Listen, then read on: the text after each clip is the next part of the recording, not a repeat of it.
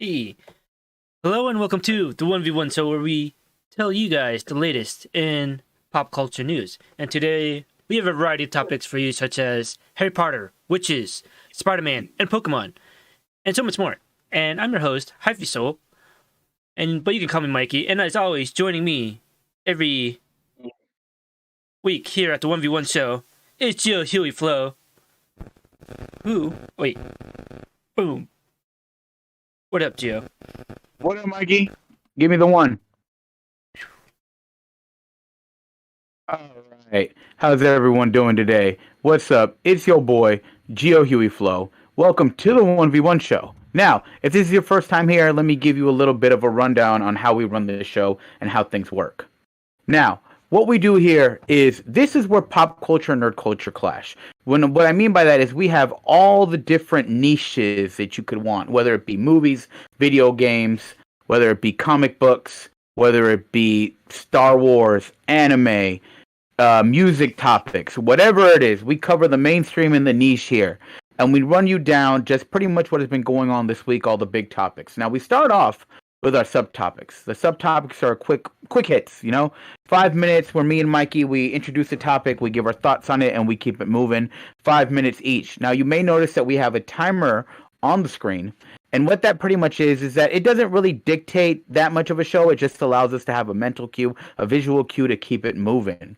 Then, after we're done with the subtopics, we move to the main topics where we have 1, 2, 3, or even 4, where we go into a bigger bit of a deeper dive, longer form discussions about what we think they are. They could be bigger news stories. They could be reviews of stuff that we've watched.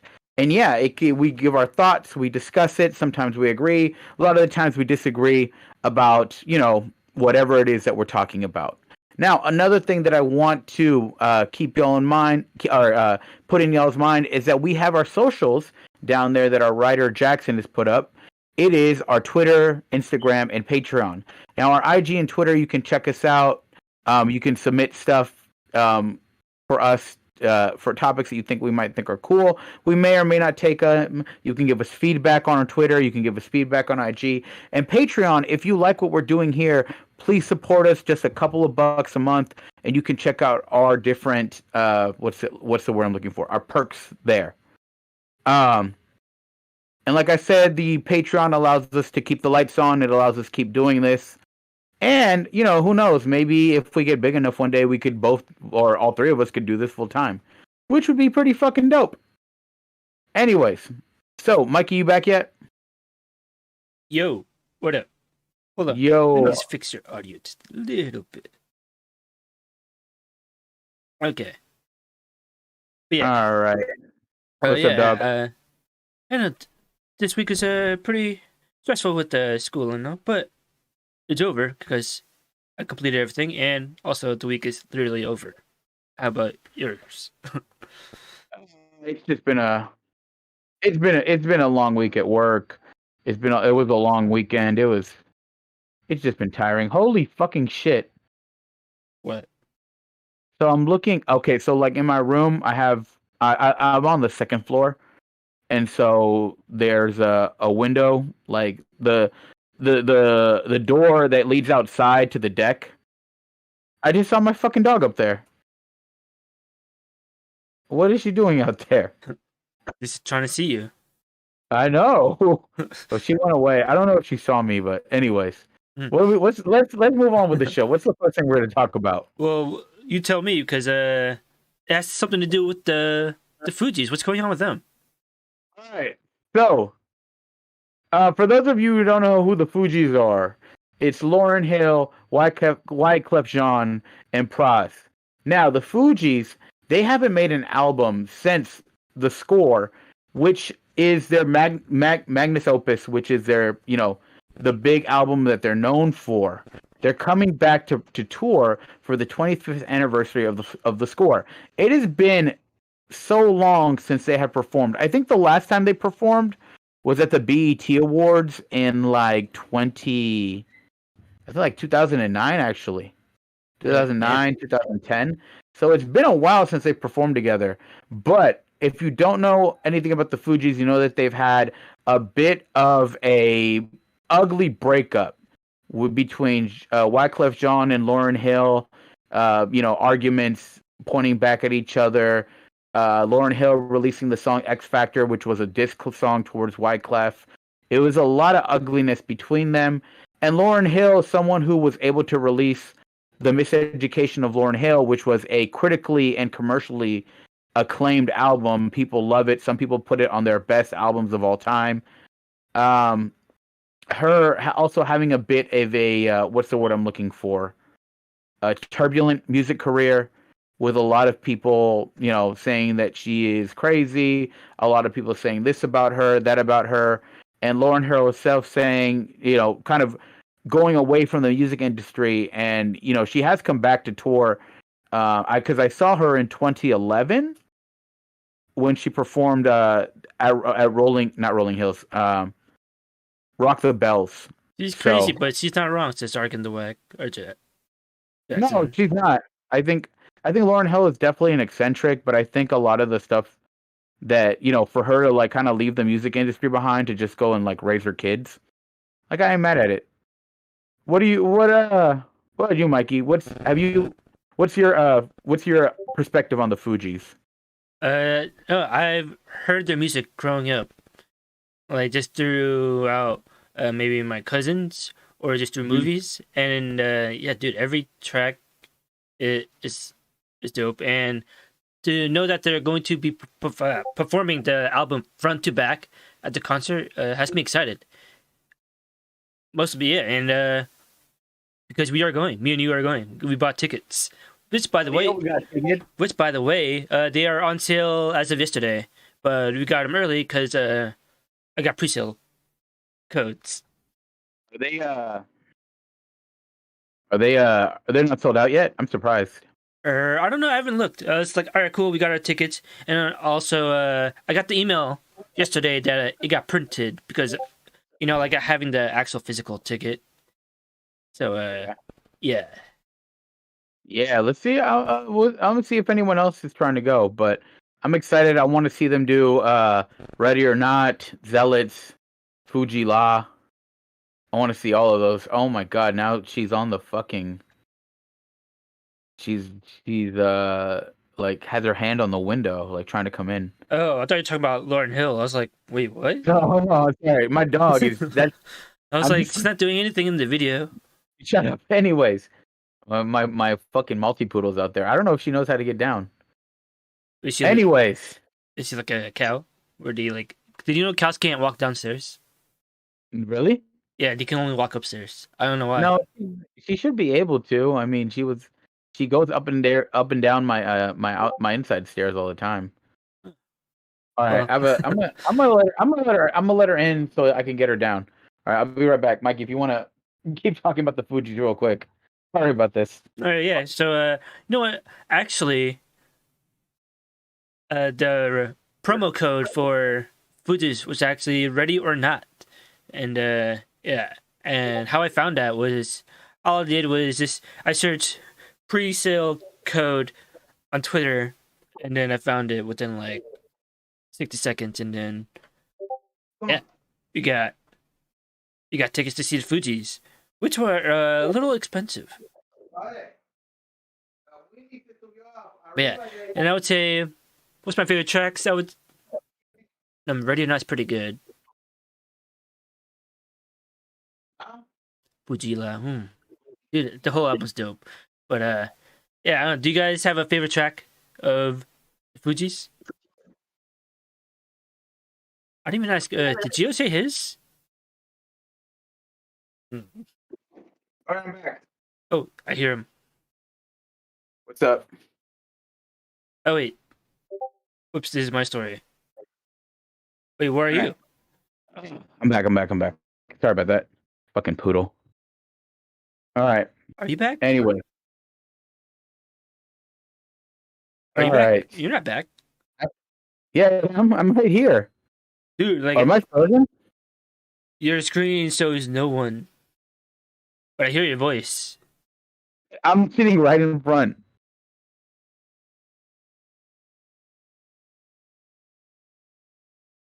Say something? Mic check. Wait, what? Oh, Oh, there you are. Okay. Well, anyways, wait, what's your favorite Fuji's track? Fujila. Oh, I said the same. Ooh la la la. All right, but anyways, Anyways, so all right. Anyways, let's move on to the next. Have you moved on to the next topic? no, no, I was waiting for you because I wanted to ask you Okay. that question. But yeah, so wait, whoops, boom. Wait, hold on, let me set the timer. Whoops. Anyways,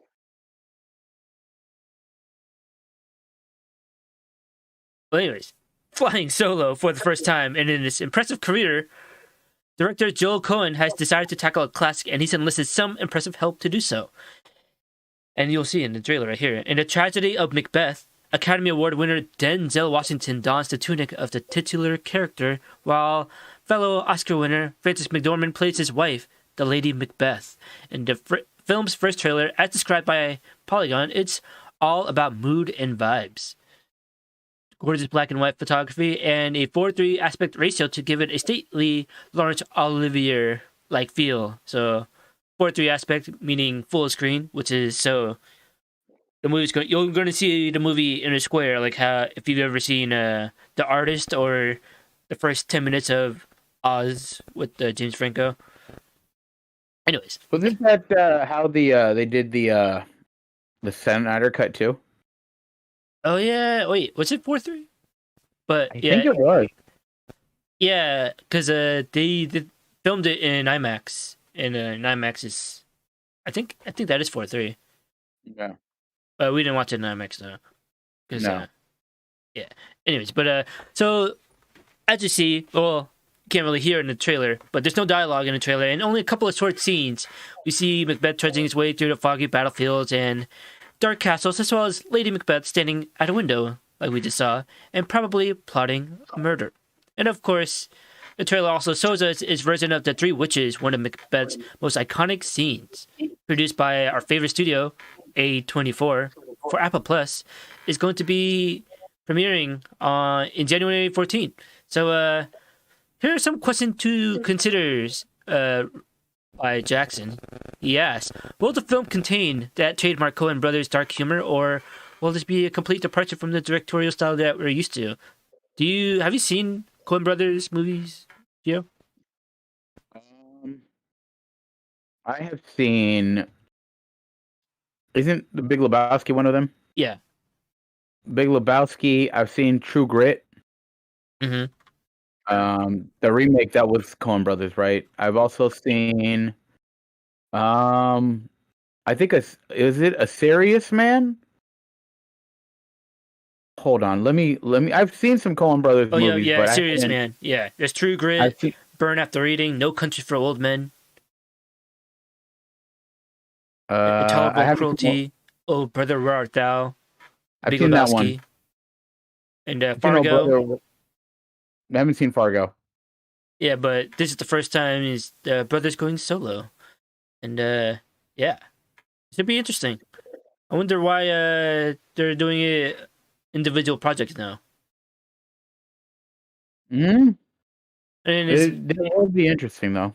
and which is also happening with the Wachowski siblings. Is The new Matrix, only one of them, right? yeah, Interesting. and so yeah. Well, I think the quality will be good because it's a Coen Brothers. So like, well, I don't know. I would say I like more of their films than I don't, because some of them don't land for me. Like Intolerable Cruelty, Burn After Reading. Like I get it, but I was like, I wasn't really a fan of it. And Oh Brother Where Art Thou, like that was cool, but like I wasn't really like into it. And I really enjoyed that movie. really, Yeah, because I think we watched that one in. I think I watched that in high school because we were reading the Odyssey. Because it's supposed to be like a take on the Odyssey, right? I don't know. I don't know. Or Jackson might know. Jackson, am I correct in that? Is Oh Brother Where Art Thou? Is that a take on the Odyssey? Is that like kind of their version of it? Let me know in chat. But Or is it yeah, the so Iliad? I'm actually looking forward to this because the cinematography looks dope and looks really like it feels like a play. Oh, because it is Yeah. a play, obviously. But I forgot what's there's a movie I can't think of right now. But yeah, I'm going to watch this. Are you going to watch it? I'm gonna watch it. I'll probably watch it if I don't know. It's probably something that I'd have to like go watch it like in theaters. Yeah, same. And yeah. And speaking of, I'd say Shakespearean times, were there witches during that time? But if there weren't, you'll tell us about witches anyway. All right. So, uh, where do I start with this? I don't know. I just maybe just because I have such a I have such a what's the word? Like I love Roald Dahl stories, Hmm. right? And the fact that Netflix has pretty much bought his estate and just said we're gonna make a bunch of different things with it, a bunch of different movies and TV shows, and it's like I don't know. I trust Netflix to do this right? Not really. Maybe just because I'm a little what's the word, jaded, disillusioned with Nostalgia. Netflix, like pretty much. But here's the story. So Netflix has paid out basically Roald Dahl's estate to come up with animated live action films, TV, games, interactive experiences, live theater, consumer products, and more. They've essentially reached a purchase of his entire estate. Now, that means basically they own now all of his IP. So things like The Witches, Willy Wonka, the BFG will now be property of Netflix. Now, I remember watching all of the or reading all the books as a kid, and even then, I wasn't a big fan of like the modern takes of the movies. Like you have the Willy Wonka movies, right? I did enjoy the old one with what's his name? God, who played Willy Wonka in the original? Gene Uh, Gene Wilder. There we go. yeah, Gene Wilder. Yep, there we go. I don't know why, Arkin but I Wax. kept thinking like Gene Hackman, but I knew that wasn't right. I know No, once you Gene said Gene, Wilder. it threw me. I was like, wait. Anyways, So I did enjoy the old movie, but just kind of like the newer incarnations, like I did not care for the new Big Friendly Giant movie. I did not care for the Johnny Depp Willy Wonka, but you know what I did enjoy, and I know that you haven't seen it. Um, which one? The Fantastic Mr. Fox. Oh, yeah, yeah. I have not seen. You haven't seen any Wes Anderson movies, huh? Have you? No, I still haven't. I've been meaning to like marathon his movies one day, but I keep forgetting. The Fantastic Mr. Fox is definitely one of my favorite movies of all time. I want to Actually, say, no, I have seen the cat one, right? Or the dog one. I love dogs. oh, I love dogs. Yeah, Okay, that's the only Wes Anderson movie I've seen, and I like that one. okay, yeah, no, they're pretty good. But anyways, James the Giant Peach. I mean, the movie, like, how could you replace the movie? It was it Henry Selick? It directed by Henry Selick, the guy who directed also, he did Nightmare Before Christmas. Like, how can you replace that? How can you do something better than that? Like, I just don't know how I feel about this. What about you, Mikey? Do you have any nostalgia with the Roald Dahl stories? Yeah, oh, I do because I grew up with, I think all of those movies, but and I don't know how I feel about them rebooting it for the new generation, but it's going to make money and people are going to watch it, and so that's why it's going to get made. That's why we're going to get. I think we're getting another Goosebumps movie, right? I think there's another Goosebumps movie on the way, and Yeah, but Goosebumps wasn't Roald Dahl. I know, but like childhood, like nostalgic, Oh, like yeah. properties, like they're The going one, to weaponize nostalgia. Like it's just another example of that. there's already two Goosebumps movies out, so this would be a third. Yeah, so see, and so they're just gonna keep milking our nostalgia, aka weaponized nostalgia, and I don't think Roald Dahl's stories are gonna be any different. Probably not. I mean, it is what it is. I mean, I think in the notes, Jackson even said this is kind of just the nature of the business of just kind of taking what's old, someone taking material from a dead guy and just recycling it over and over again. You know, the thing about kids and, someone that works with young people, I've noticed that a lot of the young people, they don't care if something is a classic or not. They just want to consume what's new and whether that be movies or music, which is actually pretty sad, because there is value in, preserving what was great and still looking at as great works. But it is what it is. But, as we look to the past, we look at past legends like The Undertaker, who is seeming to be in a new project with Netflix as well. Mikey, why don't you tell me about that? Yeah, so Undertaker has been staying busy with the pro wrestling industry for I don't even know how long at this point. I think 4 decades now. But following the style of the Black Mirror film Bandersnatch, Netflix has announced that a WWE themed interactive special that allows viewers to control how the plot unfolds and escape The Undertaker. That's what it's called. The superstar group The New Day, featuring Big E, Xavier Woods, and Kofi Kingston, they take on a series of supernatural challenges at The Undertaker's mansion, which has been transformed into an extreme haunted house where viewers are granted the authority to choose the participants' fate. And in the trailer released on Tuesday, as you can see right there, The Undertaker unleashes the powers of his urn, warning the wrestling tag team that they must confront their deepest, darkest fears. Fears that you, the audience, will help them navigate in this choose-your-own adventure for adults. So, this special is going to be released on Netflix October 5th. So, I think that's next week, right? As part of their Netflix and Chills lineup. And so, yeah, have you played Bandersnatch, and how did you feel about it? And would you play this one? So I actually really enjoyed Bandersnatch, but I think it's because I played it with a group of people where you kind of make the different decisions, and then from there, everyone reacts, and then we try to, all right, well, what can we do differently? And I think Bandersnatch is something that was fun in a group. If you're with a group of people, a group of friends, maybe you got some drinks, maybe you got some food going on, maybe you're just chilling, and then we all kind of react to the different things.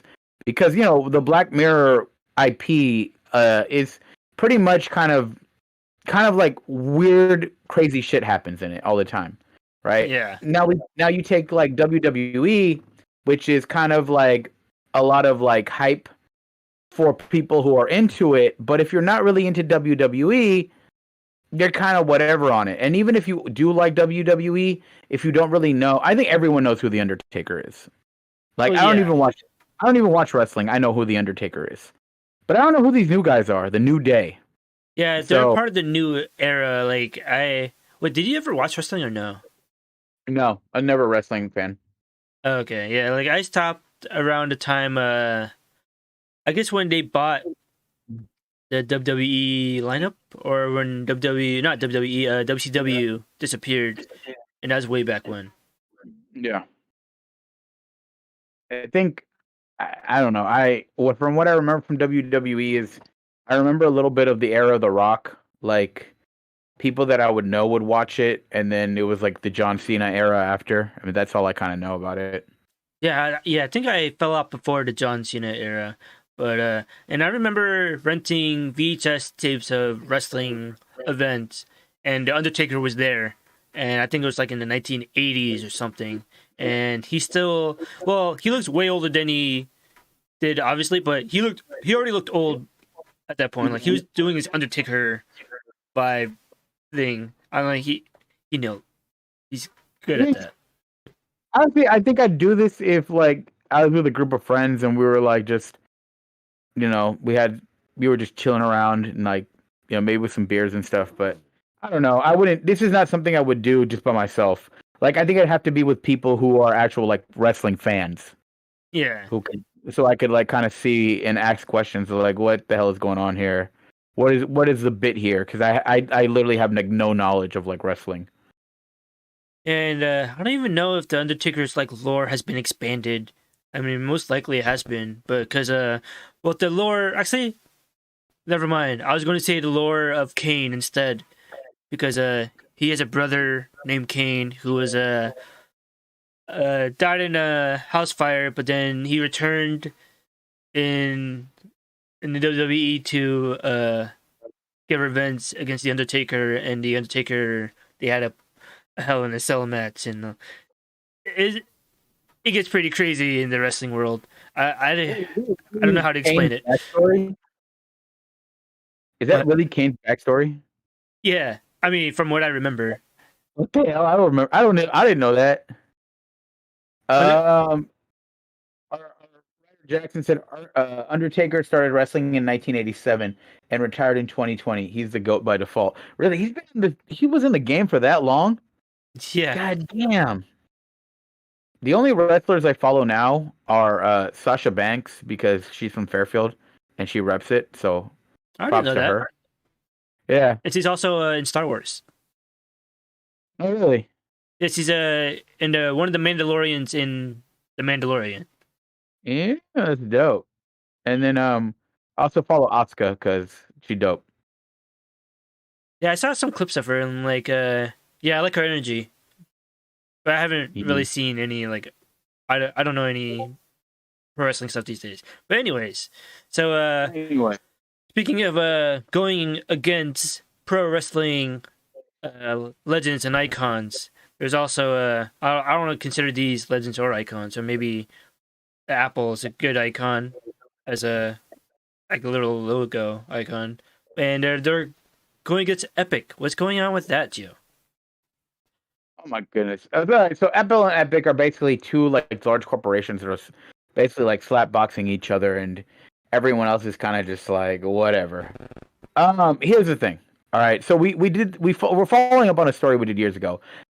After the lawsuit where Epic Games basically scored a win, where the court said that Apple cannot force other companies or companies on their app store to use their payment plan, so they can't force other corporations to not use like their own kind of payment screens to where they can gain like more of the profit because Yeah, Apple takes a kind of a big chunk of it. IGN reports that Epic Games CEO Tim Sweeney revealed that Apple has rejected the company's request to reinstate Epic's developer account.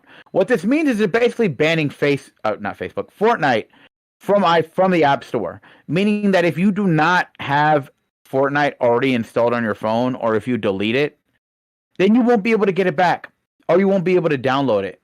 And the thing is that basically it will be blacklisted from Apple's ecosystem until the exhaustion of all court appeals. Now you're like, okay, after the court appeals and stuff, that might not be that bad. But here's the thing: that might take 5 fucking years. But we knew that this was gonna happen because even though Fortnite basically they basically ended up winning that decision where Apple can no longer take 30% of the money of purchases made on the app from the App Store. Now Apple has just said, all right, you want to play by that games, and we'll wait. We'll ban you until the court says we don't have to, and that could take 5 years. I yeah. don't know. So I mean, basically, here's what I'm thinking, right? If I was Epic, right, I would hit up Samsung, I would hit up LG, I would hit up all the Android phones and be like, yo, like, Apple wants to play this hardball, then how about we partner up with y'all and we just market the hell out of Fortnite on our phones and say the only place to play Fortnite. Why wouldn't you do that? Why wouldn't you hit up Samsung and do that? Because I think that would be the way to go. yeah, and it Uh, probably would set a precedent for other games, maybe like against Apple. I mean, it has. I mean, now basically, essentially, Epic has basically made the sacrifice play for every other or every other app to be able to do that. And the thing about that is that Epic is still, they're one of the largest, game companies out there. Fortnite is one of the biggest things ever. Yeah. right? So they're gonna be okay. I'm not worried about Epic. I mean, whatever. If they want to cry about them not being on iPhones, they're already making so much money off, Android and Yeah, the PlayStation skins and with all that stuff. skins and all that. Yeah. So I'm not worried about Epic or at all. But it just kind of seems that um I mean you got to know that this was coming if you were Epic, Yeah. right? And then and does Fortnite have a growing user base still at this point? Because I feel like everyone It's already on it. well, like everyone that was be interested or would be interested has already played it by now. Well, I And think maybe the thing already might about have it, and then but it sucks for new players who are for those rare ones out there. Like, oh, I want to check out Fortnite finally on my iOS, and then turns out they can't. No, I don't think it's a big deal because you got to think about this, right? Because with like services, games as a service like this, it doesn't matter if they don't have a super growing, super growing base. I mean, it does matter to an extent, but what I'm saying is that think of it this way: they're going to be popular no matter what, Yeah, right? What these companies usually do with these games as a service is, okay, we're going to start offering a battle pass, which is this much money a month. Okay, now that we got people on the battle pass, we're going to start offering exclusive stuff that you have to sign up for another service. And then, you have the individual things that you can buy from the App Store, right? So it's just this series of microtransactions that keep slowly pretty much sucking money from people and giving it to Epic. Not only that, but you got people who are like whales that drop like thousands, if not tens of thousands of dollars on the game in like a month. So, and plus, can't you download games without the App Store? Because I can download games on my Android phone without Google Play Store or whatever. Like, I just need the file and then click it, install, and boom, done. Without any third party like Google Play. I just get it straight from the developer site and download to my phone. I don't know if iOS has something like that or if they allow that. Maybe it's like an App Store only. I think you got to like jailbreak your iPhone in order to do stuff like that. Yeah. But like I said, I feel like Epic has essentially sacrificed themselves. They basically got the law passed. But this kind of just shows that Apple they're probably sending a message by banning Fortnite or by banning Fortnite, saying like, yo, if we could do this to the biggest game on the planet, like the rest of you better like fall in line. Like, yeah, we took this one L, but we're not going to let it happen again. Yeah. But yeah. Anyways, so that brings us to our half time segment, and I actually don't have anything, Joe. Do you have something? Not that I have anything prepared. Well, I mean, I can get something within arm's reach. All right, go ahead. So, you know how we're in a pandemic, right? And yeah, and we're just picking up random new sports and or hobbies, and I picked up some random skills like where to working in electrical engineering, and so my cousin, he's been getting to disc golf, and I went disc golfing with him this weekend. I have like a set of 5, pretty much. They're basically frisbees. So disc golf is basically just hiking while throwing frisbees. Turns out, I thought it'd be, I don't know what I expected with disc golf, but that's what it was. And it turns out it's super popular now because of the pandemic and parks get populated. And I'm like, oh, never mind. I thought it'd be like we're just like no one out there is throwing frisbees, but it's still pretty fun. We should go one time. I'm down. I mean, we'll see about the hiking. We'll see. Well, it's not. You start at a point and then like see a basket. All right, throw a frisbee over there, and then okay, I'm wherever down. it lands, you just walk there and then throw it again, and then yeah, it's super chill. And yeah, I'm just saying. One time, our friend Matt H and Jackson, our writer, we went on a hike with Matt H telling me like, "Oh, dude, it's super easy. It's super chill. It's like a paved road. It's not that long. The website says it's like a 1-star difficulty." And then we ended up going through these fucking woods. And I'm wearing shorts. I'm getting my legs cut off. There's like bugs everywhere. I'm having the worst time. And I really just hated. I think that's where I really started to hate Matt Henry. Oh, what I actually should have shown was I actually have a. Oh, I did show this already, but I put my Nendroid together, and I have more of another Nendroid on the way.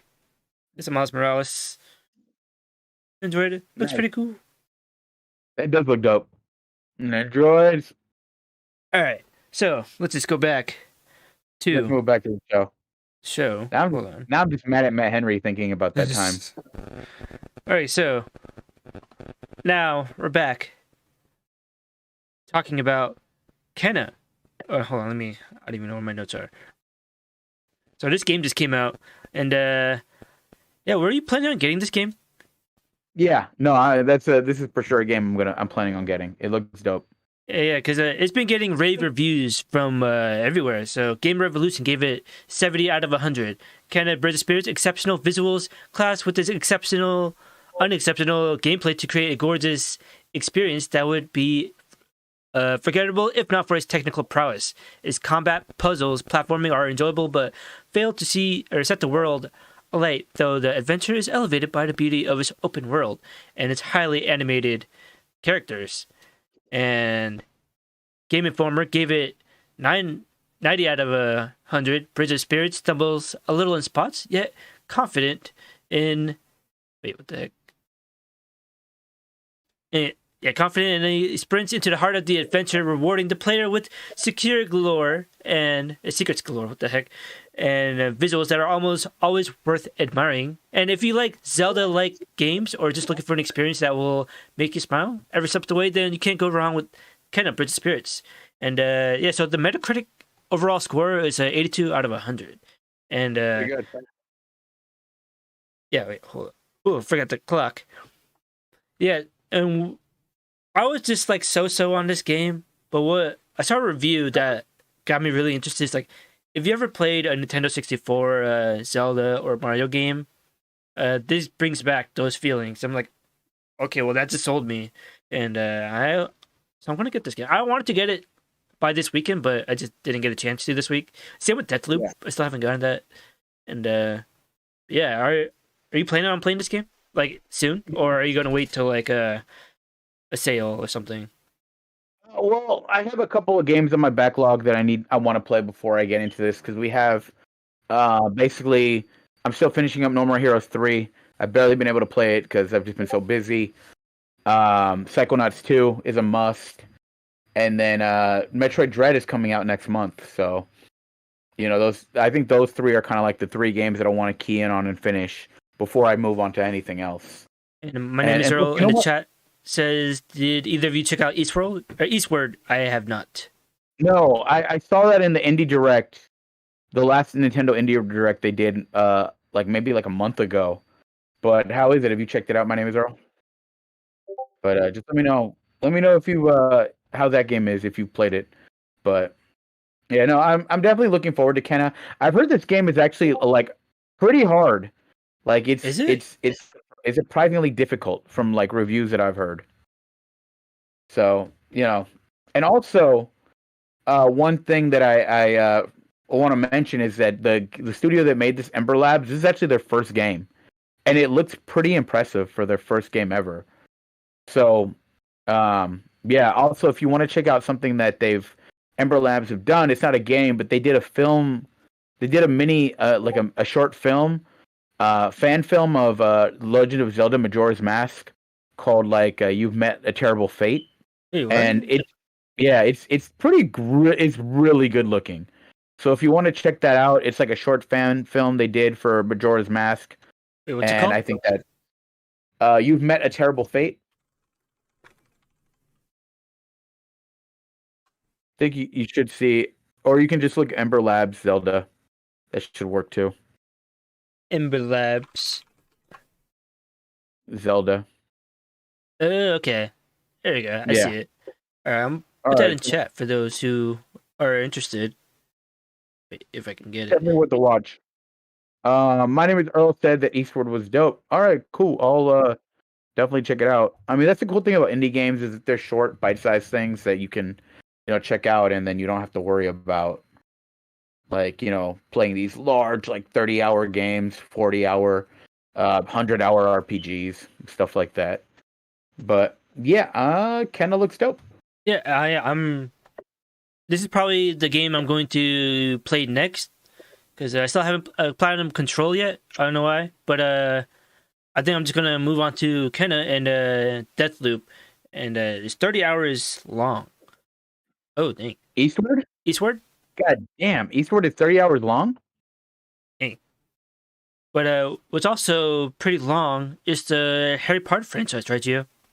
Oh god, it really is. I mean, I love the Harry Potter series. I grew up with it, but some of the expanded works I'm not that fond of. For example, Fantastic Beasts. So here's the thing. So the next installment of the Harry Potter universe is Fantastic Beasts. Is called The Secrets of Dumbledore. Spoiler alert! The secret about Dumbledore is that he's gay. I didn't know that. You didn't know that? No, I'm just kidding. Yeah, no. Yeah, That was a huge and thing. it's and it's like okay, because like they really make it like I don't know. J.K. Rowling has like some weird thing where she said some transphobic things, and then basically she's making it like oh Dumbledore is gay and this is the secret. But regardless, right? Okay, so here's the thing. So they just announced the movie, the title. They said that the release date has been moved up by 3 months and that it will be coming in theaters April 15th, 2022 instead of July 15th. Now, here's the thing. It will also be one of the first movies to be a theater exclusive again in 2022. Because if you remember, Warner Brothers has said their 2021 slate has been will be dual release in HBO Max as well as in theaters. Yeah. Right. So Right. So here's the thing. So here's the synopsis. Professor Albus Dumbledore, known to be a powerful knows the powerful dark wizard Grindelwald is moving to seize control of the wizarding world. Unable to stop him alone, he entrusts magizoologist Newt Scamander to lead an intrepid team of wizards and witches, and one brave Muggle baker on a dangerous mission where they encounter old and new beasts, clash with Grindelwald's growing legion of followers. With the stakes so high, how can Dumbledore remain on the sidelines? Just make a Dumbledore movie. Here's the thing. When I heard about this Fantastic Beast, when I saw the first new trailer and saw that it was going to be set in America, I was like, this is a great way to expand the lore. We don't have to be constrained by stuff going on in the Harry Potter, like Harry Potter books. We can kind of just go a little bit out there. We can know this guy Newt Scamander, but slowly but surely, this has just become like the Dumbledore prequel movie, where I'm just like, okay, this is cool, whatever, but this isn't what I wanted from it. We're gonna make a movie called Fantastic Beasts, and you're just gonna make it the Dumbledore movie. I don't know, Mikey. Have you watched any of these movies? The Fantastic Beasts? No, actually, I haven't seen any of the Fantastic Beasts, and I've only seen each Harry Potter movie once, except for like the first one, I think, because we had that on DVD, and yeah, and I saw all of them in one sitting, or most of them. Yeah. No, I saw all of them in one sitting because I marathoned it before the part 2 of the last Harry Potter movie coming out, and yeah, so it was all one big blur to me. The whole Harry Potter franchise, but I was entertained and I enjoyed it. But I want to consider myself a Potterhead, and yeah, I have no idea what's going on up there. Oh, so you're not the type to be walking around Universal Studios with like the scarves and the. Well, no, but I did go to Harry Potter Land. I think 2 years ago, and with the wands, like you could do stuff like at different windows. I was like, that kind of looks cool. I kind of wanted to try that, but the wands are like $30 to $50 for a stick. Yeah, they're expensive. It's just like, no, I'm good.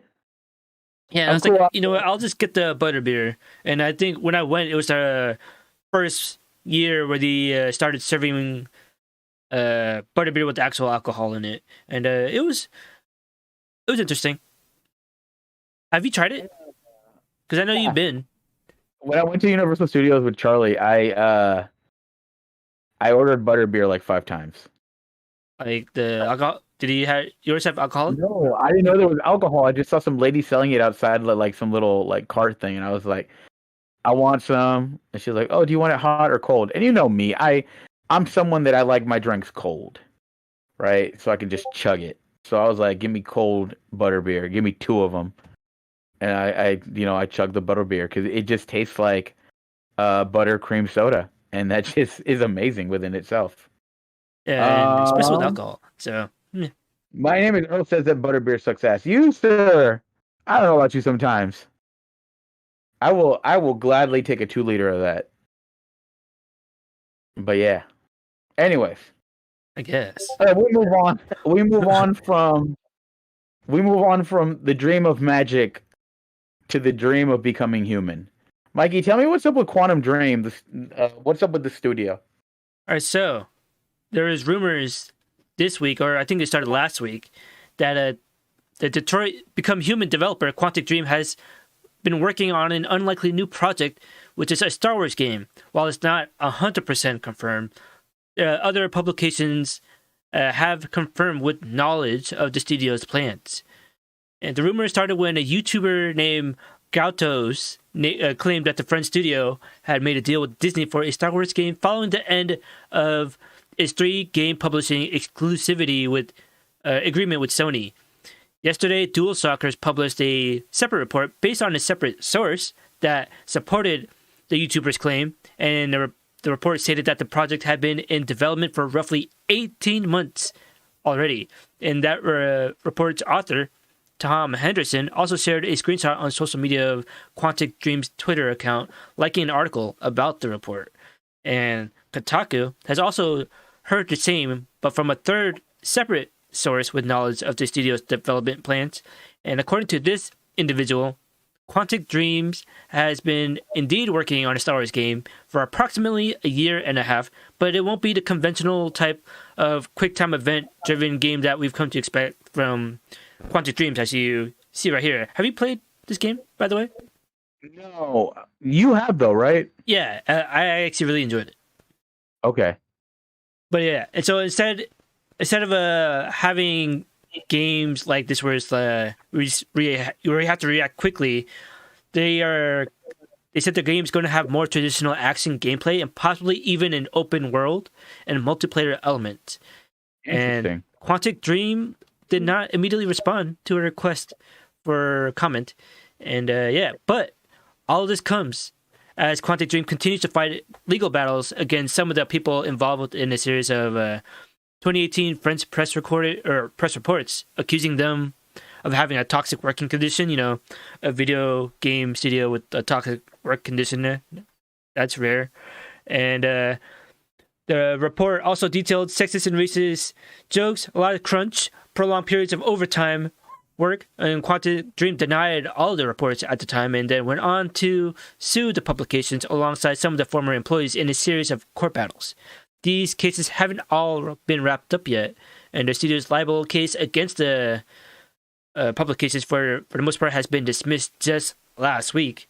And according to the French video game worker union, STJV, several other appeals are still ongoing with the studio. But yeah, so this Quantic Dream Star Wars game interests you at all?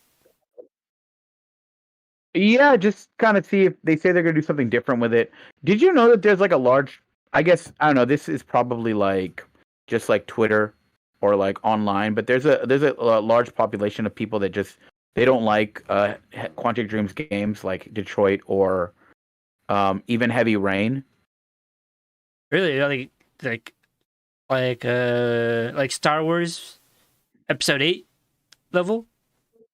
Maybe not on that level, but I think it's interesting because I don't know if like the hate for the studio started happening before or after kind of when the first reports of like their working conditions happened. Mm-hmm. So I don't know if it was a case of like kind of like people praising Heavy Rain when it first came out, and now they're all like, it sucks because that studio's toxic. I don't know. Like maybe there's probably people generally don't like that game, and there's some people that say there's problematic stuff in both games. I don't know. Have you seen anything like that, Mikey? Oh yeah, in no, Detroit? there's definitely like their games are definitely not for everyone. Got it. Okay. Yeah, because have you played any of the games? Like, No, I haven't. Okay, No, I actually think you might like them. Actually, really? Okay. actually, but yeah, because with Detroit Become Human, there was multiple replay value with that, and yeah, so I actually would give this game maybe an 8 out of 10. I really enjoyed it, and so Quantic Dream Star Wars game is something that interests me very greatly, and yeah, it's already 18 months in development. It feels like we might see something from it soon, maybe in the next year or so. Maybe next year, maybe the Game Awards. Yeah. What was I gonna say? I was gonna ask you something about Robot. That's the one Will Smith, right? Yeah. And I Shia haven't seen that LaBeouf. movie. I haven't seen that movie, but like, is he actually a robot too? Is that a twist? Uh, no. Okay. I always Wait, wondered that. hold up. Can someone in the chat confirm? Because now, like, I feel like, wait, was there a scene where he was like in my robot? I feel like there was, but then I don't think he was a robot. I don't know, but anyways, speaking of popular franchises, what's going on with Pokemon, Gio? All right, so Pokemon, the trading card game. So as we know, as you know, and I know, Mikey, Pokemon has become incredibly like popular. The Pokemon cards, to where we see Twitch streamers opening up packs online. We're seeing reports of Target has stopped selling Pokemon cards, or at least in some places have stopped selling Pokemon cards because people are lining up for them, fighting over them. They've had to put restrictions on how many packs people can get because people are running to the internet and reselling Pokemon cards for like a bunch of money, and people are buying them up because of this new trend of just cards in general. It's not just Pokemon cards, but I feel like all card stuff, collectibles, have like gone up in value. I don't know. I feel like it has. But anyways, the Pokemon Company announced on Monday that the Pokemon trading card game is getting a new free-to-play online app called Pokemon Trading Card Live. It's going to be on iOS. It's going to be on Android. It's going to be on PC. It's going to be on Mac. And it will launch soon. So we don't know pretty much when the thing will launch. But it will get an early soft launch in Canada. I don't know why Canada of all places, but whatever. Like, all right, Canadians, have your beta and go.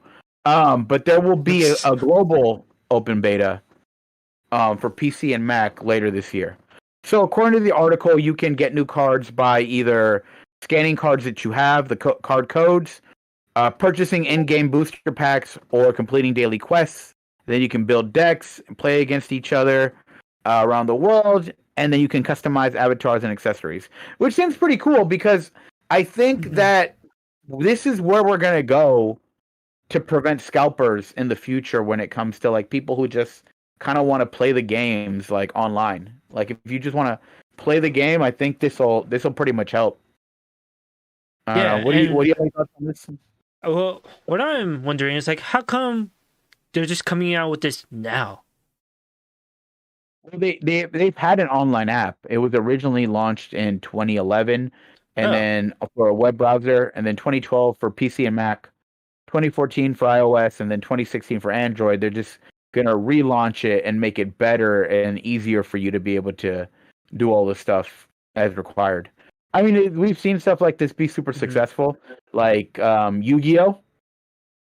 So Yu-Gi-Oh, they have an online app for their card games, and the company that that owns the IP for Yu-Gi-Oh is Konami, right? And Konami, it hasn't been like in the best of graces with like the gaming publication or the gaming sphere because they barely put out new games anymore. But if you look at kind of like their profits, most of the money that they make is off of Yu-Gi-Oh and Pachinko. So there is money in this, but nah, Have you we'll actually see. played the Pokemon card game, like with against someone? No, and if I did, I didn't play it right. And you know Yeah, what I I don't did think play anyone though? played it right. I think I played there was a video game for Game Boy. Do you remember that? Like Pokemon, the trading card game? Wait, like when we were kids? Yeah. It was like on Game Boy Color, I believe. Isn't that just regular Pokemon? No, like legit like you actually like play with cards in the video game. No, I don't. I don't remember that at all. The heck? Really? Hold on, let me see if I can did I make that up? No, I did not make that up. Pokemon card And like you game use video. your cards. I used to play in a league down the street from Gio's house like 20 years ago. Says my name is Earl. Yeah, I've Wait, always wanted to what? play in a league, and then I remember going to the mall when I was a kid and walking around with my mom, and I'm like, oh wow, there's a Pokemon tournament here at the mall.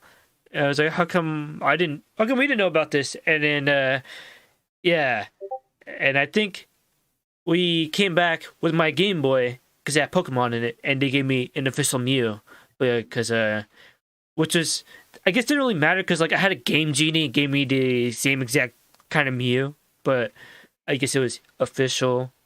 I feel like Okay, so my name is Earl is confirming there is a game on the Game Boy. And okay. I put it in chat too. Or not chat, but I put it in our Discord.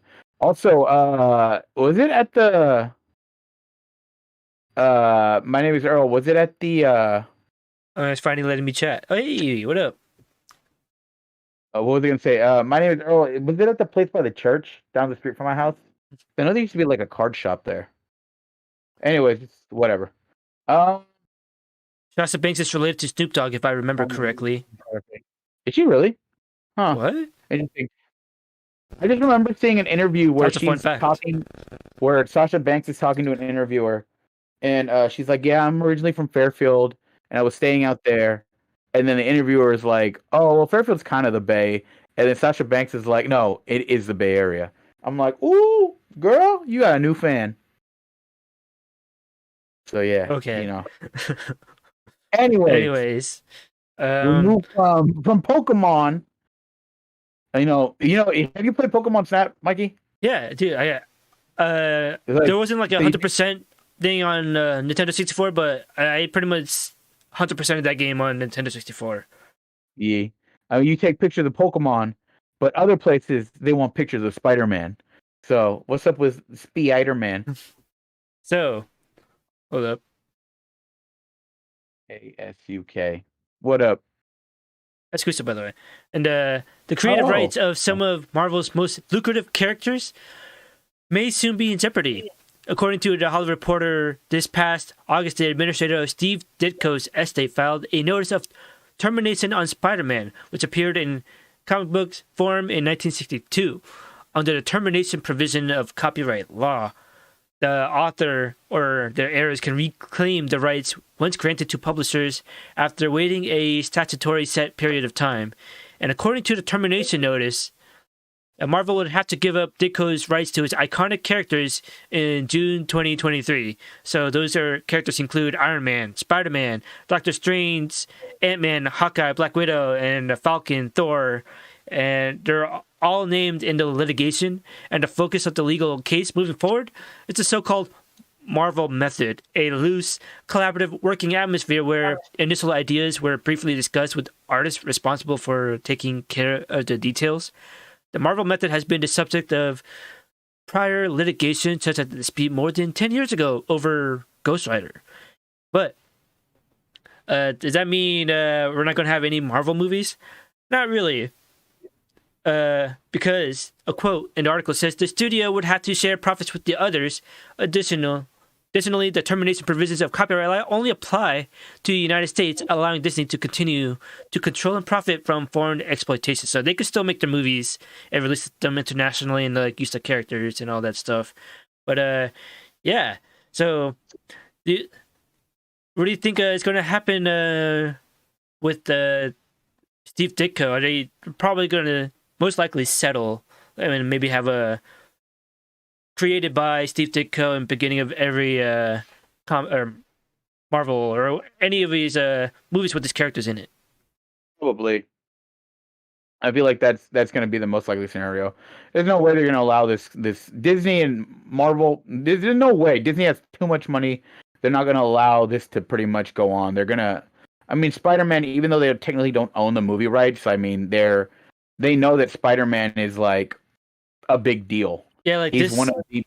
Yeah, this litigation would take the rights away from Marvel and Sony, and from like this comic book publishers, like everyone. But yeah, it's most likely not going to happen because it is Disney has too much on it to let that happen, like you said. And yeah, and maybe it could be a ploy where it's like, I'm going to take it back unless pay the man. I don't know how much. How much are all these characters worth at this point? Is there a reason why stated why he's like doing the lawsuit now? No, just other than the time to file has been passed, and I think they're just maybe just doing it as a nudge shoulder. I forgot the term. Like forcing, like, hey, you know what? Pay us up to keep using our our licensed characters and all that. But I don't know. Yeah, I don't know. Mikey, I'm gonna run to the bathroom real quick. Okay, well, I mean that's pretty much all we have to say about this one. And okay, well, we will. It's just me now. Technically, the rights are supposed to revert to Ditko automatically. Oh, okay. But yeah, I doubt that would happen. And yeah, so for our main topics today, we're going to be talking about Star Wars Visions, which is the Star Wars anime thing, and also hear Gio's reactions on the Nintendo Direct. And if you guys know Gio, he's a huge Nintendo fan, and he has a lot of things to say about the Mario movie, especially the cast with the casting of Mario, Bowser, who else? I thought Luigi's casting, it made sense. What do you guys think about the Mario movie casting? And then there's only two casts that made sense to me. I think it was Donkey Kong's and Toad. Oh no. Well, Toad and Luigi, so 3.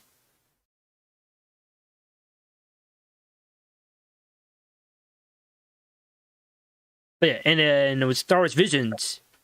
Wait, is he back? No, he's not. Wait, are you back?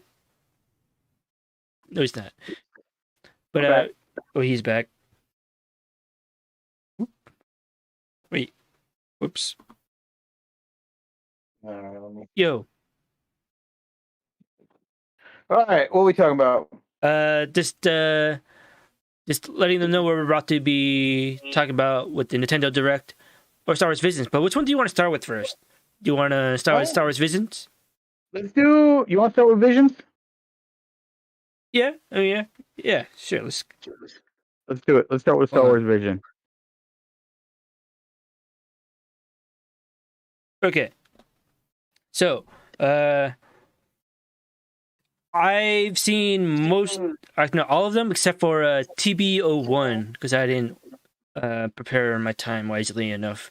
But I just noticed TB01 was part of the lesser favorite ones out of these, so that's why. But first off, how did you feel about the entire Star Wars Visions as a whole? Now that you've seen it. This is probably my favorite Star Wars project. Really? Yeah. I really enjoyed this a lot. Wait, hold up. I forgot the timer. Would you say one episode is like your favorite out of your favorite story? Is any particular sort of stick out to you? Do you want me to just go into that, or do you want to? Do you want to go one by one? Well, I was like just thinking like general sentiment thoughts on. Sentiment. My favorite was Lop and Ocho. Okay, and then yeah, I'd say my favorite would be the Elder because I immediately texted you. It was like after I watched, I was like, dude, the Elder is like it's a chef's kiss, and yeah, and would this be would you want a series out of this show or like this concept or this Star Wars anime? Would you watch a series? Like a season 2 of different anthologies, or like a series that, like, take an episode and make a full series out of it. Either or. Yeah, I would be happy with a season 2 of Visions, like another like set of anthology stories. What I really want is I want a 30 episode, like 32 episode series of La Pinocho. I feel like that to me has very much has a lot of potential. I very much love that short, and I ended up watching it like I wanted more. I think that let's see. I think the twins could also be a series. Yeah. And now that I think about it, those two, Lop and Ocho and the twins, are very kind of similar, like story wise. Yeah, it has to do with siblings and the concept of family or the theme of family. And then I think the Ninth Jedi also. Oh yeah, the Ninth Jedi, like that's the one short out of all of them I would like to see as a series because I like where the story where they went with like I mean, and all of them are no longer than 20 minutes long, and if it is, that time is credits. So and you want to do get into spoilers? You want to get into spoilers? Do you want to run through them one by one? Yeah. All right. So the first episode was the duel, and I was super hyped on that because it set the tone for the entire, or I thought it set the tone for the entire Division's concept because it was pretty much animated in the old school Akira Kurosawa style, but with droids and like that shading, and it had that Kurosawa inspired cinematography, and it looked it's so good. What did you think about it? I thought it was the perfect way to like start this off. Like I thought it was the perfect first episode. It was very, like you said, very Kurosawa. It was very like how do I say this? Like you know, people know that this is like a bunch of different anime studios, and you start off with kind of like a samurai type character, and you see him like pretty much getting into like this kind of very like Kurosawa samurai fighting, and I like the I'm gonna say, okay, so spoilers. The moment where like, so he's fighting off these bandits, and you see that the bandits are actually getting taken care of by the guards, but then the leader, the Sith leader, or the leader that's a Sith, or was a Sith, I don't know. They don't say much about her. Yeah, she ends up showing up and like destroying the guards like single handedly, easily, and then the samurai shows up, and she's like, "You're a Jedi." And then he takes off his lightsaber, and it's red. You're like, oh! There were a couple of moments like that where the Sith reveal themselves in these shorts where you're like, oh shit, it's the Sith. Like, oh, and okay, so here's my thing. Like, so we're watching this fight, and I did like the framing of the pot kettle and fixing the droid. Yeah, the use of the fix this droid by the time this pot boils, and then exactly. And during the entire fight, you hear that little tea kettle, this little, I forget, making a little noise, and it just gets louder and louder as time goes on, and then when the action just tops off, it is very satisfying to watch. And it was very, very samurai-esque. I was like, dude, that's. So here's what I'm thinking. So you know how he like collects like Sith crystals? Mm-hmm. I'm assuming that he's there because he just killed another Sith, like either recently or before, and he just decided to stay there because I think that's who that lightsaber in the temple under the waterfall belonged to. Mm-hmm.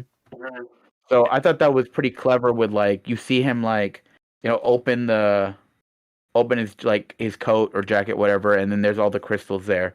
I was like, oh, this is badass. Yeah, and what confused me and what made it so much more interesting when he gave one of those red crystals, the kyber crystals, to a child, and like here it wards off evil spirits. I was like, does it? Doesn't that attract evil? And he's gave to a child, or is he like a secret Sith recruiter or something? That's how I took it. Interesting.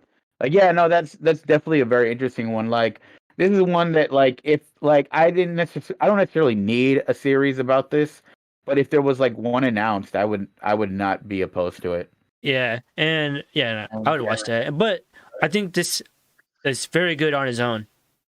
Yeah. Also, just to say that the studio that did this, Kamikaze Duga, they did JoJo's Bizarre Adventure Part 1 and 3, and also Batman Ninja. Yeah, and all right. So the next one is Tatooine Rhapsody, which was done by Studio Colorido. Colorido, yeah. Yeah, and They've done Studio Colorido. They've done some Pokemon shorts. They did Pokemon Twilight Wings, and then they also did the movie Penguin Highway, which I own but I haven't seen yet. Yeah, I haven't seen any Pokemon shorts since like they were on TV. Oh, well, they're still on TV like when I used to watch them. But yeah, So, what do you think about the the animation style for Tatooine Rhapsody? I didn't. I liked it. It is very anime-ish, like Yeah, more so than the first one. I think this one suffered from bad placement in the anthology. I feel like this is what I feel like. If they would have dropped these like week by week, and like one week you get this, you get the duel, and then the next week you get this one, I think people would have hated it. yeah. I didn't hate it. I thought it was okay.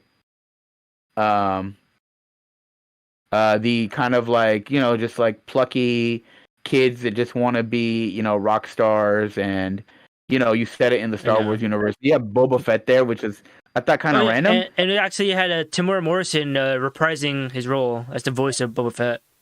Yeah, and so it was okay. I mean, I thought it was kind of like cute and like anime friendship stuff. And we saw Jabba in anime form. We saw the pod race arena, and like they did that weird 3D thing that they're doing now with modern animes, like with Attack on Titan. Yeah. I did that 3D shot of the arena, and then I was like, "Whoa, that was kind of weird." And yeah, and one of the droids had weird looking ears. Yeah, you mentioned that. You put a picture of it, and Yeah, I didn't notice it until you said something. but yeah, so I wasn't really a fan of that. Sure, I gave it a 5 out of 10. That one right there. Oh well, it already passed. But yeah. So the next one is the twins. This is the one that you are really looking forward to, right, Gio? Yeah, and it's done by Studio Trigger, who's done Kill la Kill, Promare, Gurren Lagann, as well as BNA, Brand New Animal. So it is very much a you have two siblings, both created from through the dark side through some force. Yeah, and they're intentionally breeding twins. Yeah, To suck their Sith powers for a Sith weapon. So like they're destined just to be depleted of their Sith powers when they grow up, for a more powerful Sith weapon later on. I think. I mean, that's what I got from it, right? yeah, And so instead of using kyber crystals for power like they do in the like the canon Star Wars universe, they're actually just using dark side power users. And I thought it was really interesting the mask that they had for this person. It was like a Darth Vader, Doctor Doom mashup, and I thought that was pretty cool.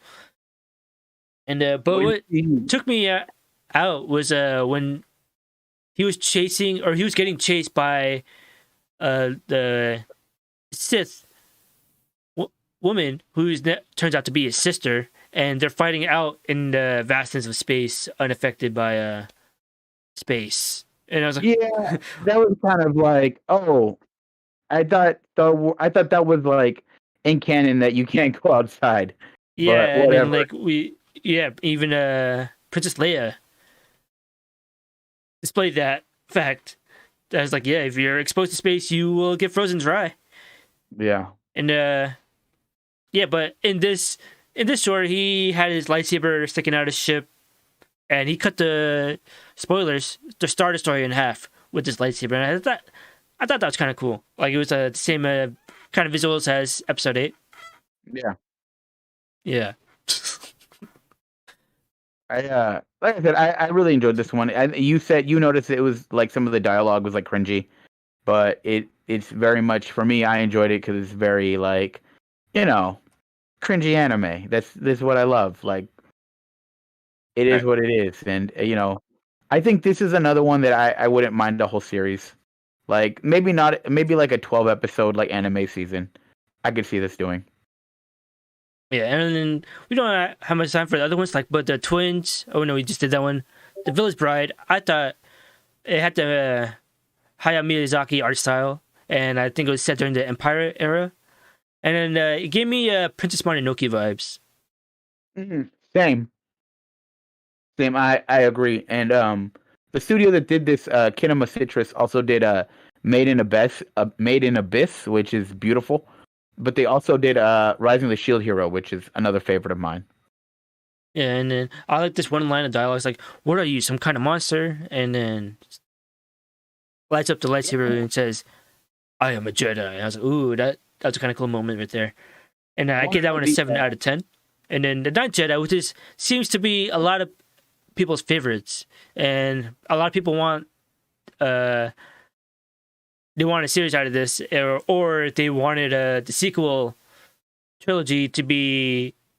They wanted this to have been the sequel trilogy instead of the sequel trilogy story that we got, because it takes place way after the Skywalker saga, where there are no Jedi masters around, and a group of masterless Jedi get called upon by a message, like a beacon, and they come to this one place, and turns out some guys trying to do some Luke Skywalker stuff by trying to bring back the Jedi Order, and turns out the Sith find out about that, and it becomes a really good short, and I would say it's my second favorite. What do you think about this one, Gio? For me, this is probably my third favorite after The Village Bride that we talked about earlier. And then I think this one, I like the protagonist. I like the setup. I like the reveal. So when you see the reveal of the Sith, and you're like, oh fuck, and then it makes sense to me that in the story when they're asking about the lightsabers and they see the one lightsaber, they're not going to turn it on, because then it would give them away. Mm-hmm. And I was like, oh shit. And let go that the young girl who has a lightsaber. Yeah. Like I know like her dad is probably a Jedi, or at least trained in somewhat. But like she was taking like all these Sith out like they weren't shit. Yeah, dude, she was really strong with the Force, and it was pretty crazy. And it's interesting because I also like the concept of a lightsaber welder, and yeah, and the way when she got her lightsaber, there was no color. You just see the outline of a lightsaber. It was just like a clear, like invisible line kind of thing. I don't know, and he said like, oh, the color only it's dependent on your connection to the Force. So like if you're a dark side user, or it would be red. If you're light side, it would be blue. And then a bunch of them, they ended up getting lightsabers, and they turned it on, and it all became red. And you're like, oh snap, she's surrounded by dark side users. And then yeah, we're the Sith. We're here to destroy. And it becomes I really enjoyed that ending. And I have a question about this one. So the dude at the end that basically he had the purple lightsaber, right? Mhm. And like he like switch sides like mid fight? Like, is that a thing? Where like if you're around like other like Sith, like you become a Sith or something? Yeah, there are a Like, few Jedi's like that where they absorb the powers of other like people that they touch. Like there's a guy Jedi named Quinlan Voss who, well, he doesn't really absorb the powers. He can see their past, but there's another. Well, I need to think of someone. I think it might have been like a Mace Windu's like master Padawan or something that where he could emulate the powers of other Force users. But anyways, and there's also we got the Elder, which is my favorite one. Like this is a good one too.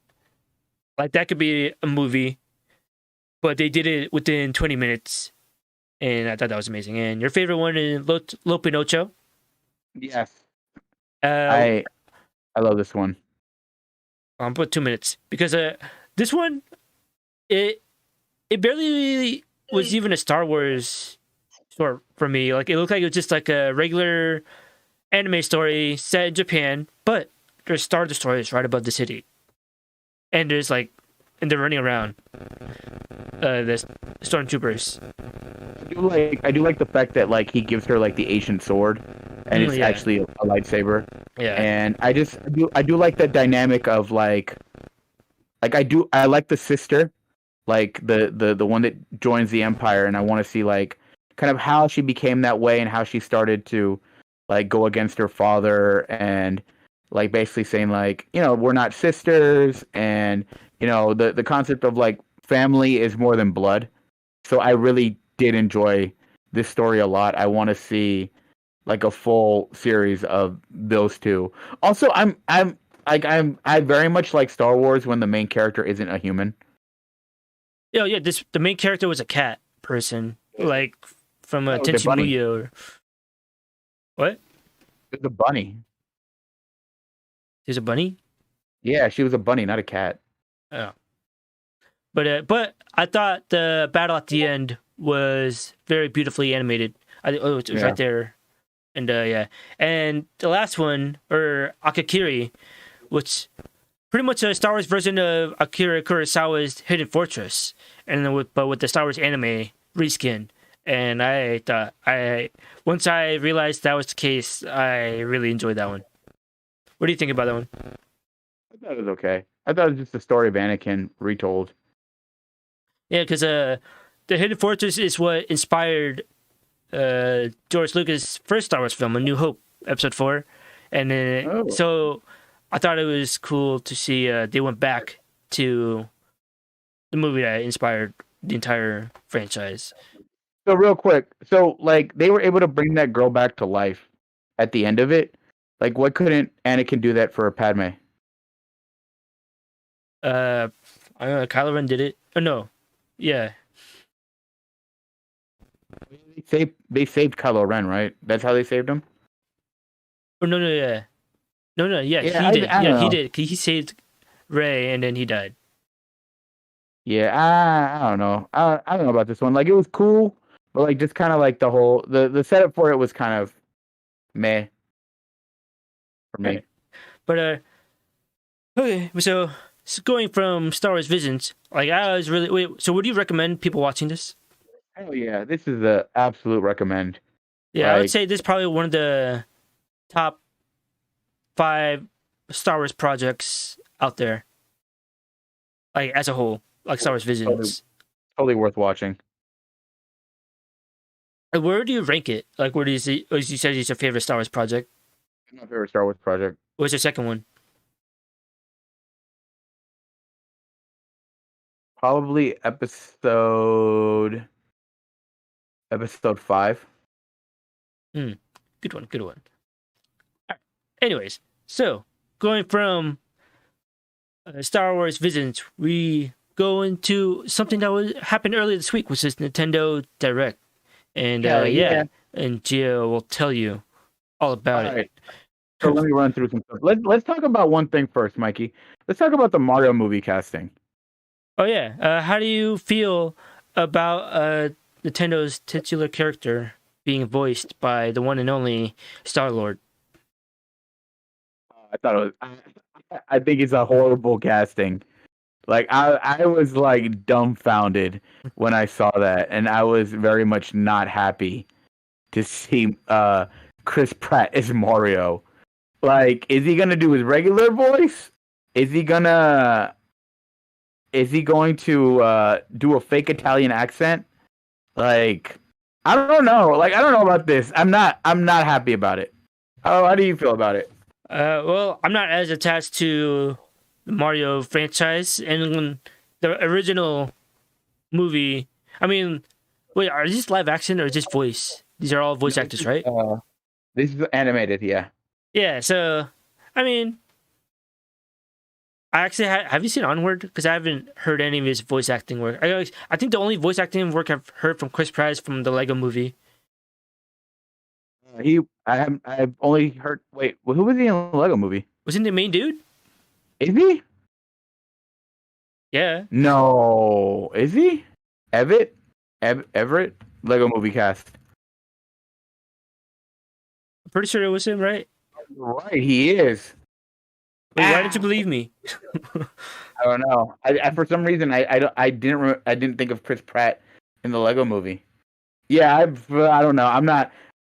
I guess yeah, he has like some voice roles, but I'm not a fan of Chris Pratt as Mario. That just doesn't make sense to me. Chris Pratt. I think he was also in Cloud with the Chance of Meatballs, wasn't he? So he does have a lot of like voice acting roles. But yeah, so what about the other casting as who's playing Peach?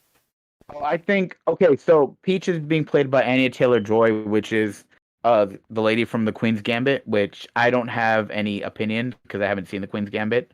I haven't seen her in any work, but yeah, have you seen the VVH?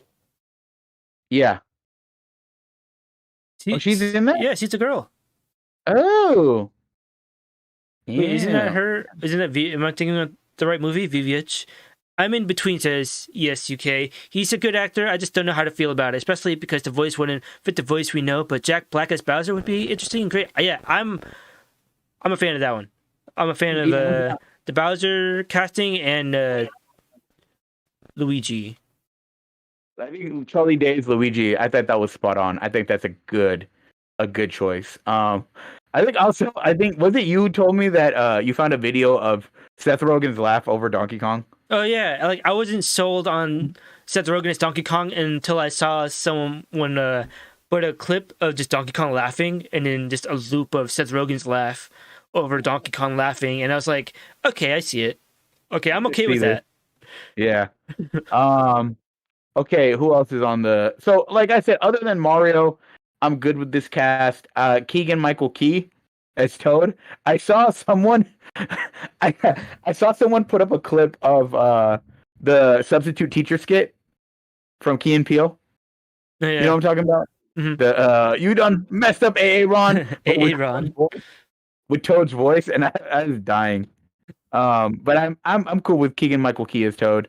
Fred Armisen is Cranky Kong. I'm cool with.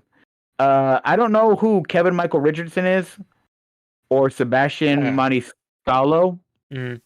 But the fact that they have Kamek and Spike in the movie is pretty. That's pretty interesting because those are the two characters that I feel like don't really show up in like Mario games, but it'll be interesting. Like especially Spike, because Spike is like he's from like Wrecking Crew, and that's a game from like the NES era that they've never mentioned Foreman Spike ever again. So yeah, we'll see. No Wario, surprisingly. Yeah, like who would be a good Wario? Danny DeVito. I saw that. Or no Yoshi. Oh yeah, people were pretty bummed about Yoshi not even being there. Yeah, I was like, what? No Yoshi? He's the best Mario character. Or like maybe they're just gonna use the sound effect. I mean, they did say what? True. They did say that Charles Martinet, so the original voice of Mario, uh-huh. he's gonna have like several what's the word? Cameos. So we'll see who pops up in this movie. So who's But producing this movie? Illumination, or the studio that's doing it? Yeah, Illumination. Minions. Illumination. Oh, the Minion Studio, right? Minions, Secret Life of Pets. I think they also did that Sing movie. Okay. So does this excite you knowing that a studio that is known to make I want to say hits. I mean, I think they're popular though. I mean, Satisfactory. I enjoyed the first Despicable Me. Did it need 2 sequels? Not really, but it's what kids like. Minions is I do not like the Minions, so yeah. So do you think this movie is going to be good? I don't know. We'll Maybe see. Yoshi's going to be in the sequel if this goes well. Since he's from Dinosaur Island, they'll probably go there in the sequel. Ooh. Maybe. I mean, yeah. I mean, they do gotta keep some characters for like a part 2. Like, if they do a part 2, I hope Wario's in it. Yeah, and what other characters did they not announce? I know there's a bunch. That are like from Mario games. Yeah. Like, Princess Daisy is not in this one. Neither is. I was totally here the whole time. Of course you were, Liz. Sure. I saw you. You're excused. Rosalina is not in this one. The Bowser Jr. not in this one. Who else? Oh, the Koopa Kids. They aren't showing up. I'm trying to think. I don't know. Piranha Plant, Monty Mole, Toadsworth, Toadette. So are you most likely going to see this movie day one? Yeah, I'm gonna see this day one. Like no chance I'm not. Like out of obligation, or like as. Okay. Obligation out of being the world's biggest Nintendo fan. You know. Are you though? It is. Yeah, I am. All right, so give us a rundown on what the games they've shown. Okay, so real quick, let's talk about let's get the big one out the way first, Mikey. All right, which is what? All right, so Nintendo, in a clever move, right? Mm-hmm, they have already shown off the trailer for 2022's Game of the Year. And you know what I'm going to talk about, right? We're going to talk about... Right. Oh, yeah. We're going to talk about Kirby and the Forgotten Land. Have you always had that hoodie? Right? Yeah, I bought it for Sega Anime. Oh, okay. It's a onesie, actually. So we're going to talk about Kirby and the Forgotten Land. Oh my god. Ever since, like, the Nintendo 64, I've always wanted a 3D Kirby game. But, you know, we've gotten just 2D side-scrollers. And now, Nintendo is finally doing it. For the first time, we're getting a 3D Kirby game. It's called Kirby and the Forgotten Land. It's in a Nier-esque, like, post-apocalyptic world. We see Kirby running around in all axes, the Y, the X, and the Z axis, counting copy abilities, fighting large bosses. It looks very Mario Odyssey-esque. I'm hype. All right? The game looks good. The game looks beautiful. It looks awesome. It's Kirby, the strongest character in all existence. It is amazing, and I'm super hyped. I'm going to buy this day one. Now, what else was announced in the Nintendo Switch Direct is the Nintendo Switch Online service is getting an expansion pass. So they announced that for an additional fee, which they did not announce when they're going to launch this and what the price will be. You will be able to not only play Super Nintendo and regular Nintendo games in a Netflix style library, but now N64 and Sega Genesis games. So, the games that they are announced for the N64, so they're going to do 8 games originally. Mm-hmm. Super Mario 64, The Legend of Zelda Ocarina of Time, Mario Kart 64, Star Fox 64, Sin and Punishment, Dr. Mario 64, Mario Tennis 64, Win Back, and Yoshi's Story. Not the best collection of games, like if I were to really talk about like what games I want to play from the N64, but there are some hitters in there. And, you know, Super Mario 64 is a hitter, Ocarina of Time is a hitter. Star Fox 64, yo, Yo, 4-player dogfights online? That sounds dope. Like I would like to try the that. move. That's the move right there. Right? Let's get it. Mario Kart 64 online?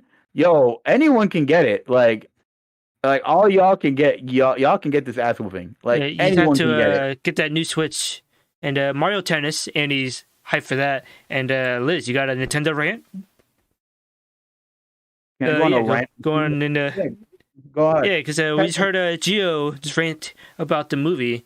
Oh yeah, Star Fox 2, Time for a Barrel. Yeah, like Star Fox 64 is one of my favorite Nintendo 64 games. I would say probably put that in the top 3, right next to Ocarina of Time and Road Rash 64. I had really great times with Road Rash. So Nintendo also announced that they're going to bring more N64 games in the future. And so here are some of the games that they're talking about they're going to bring. Pokemon Snap, Majora's Mask, Kirby 64, Mario Golf, Paper Mario, FZX, and most importantly, Banjo-Kazooie.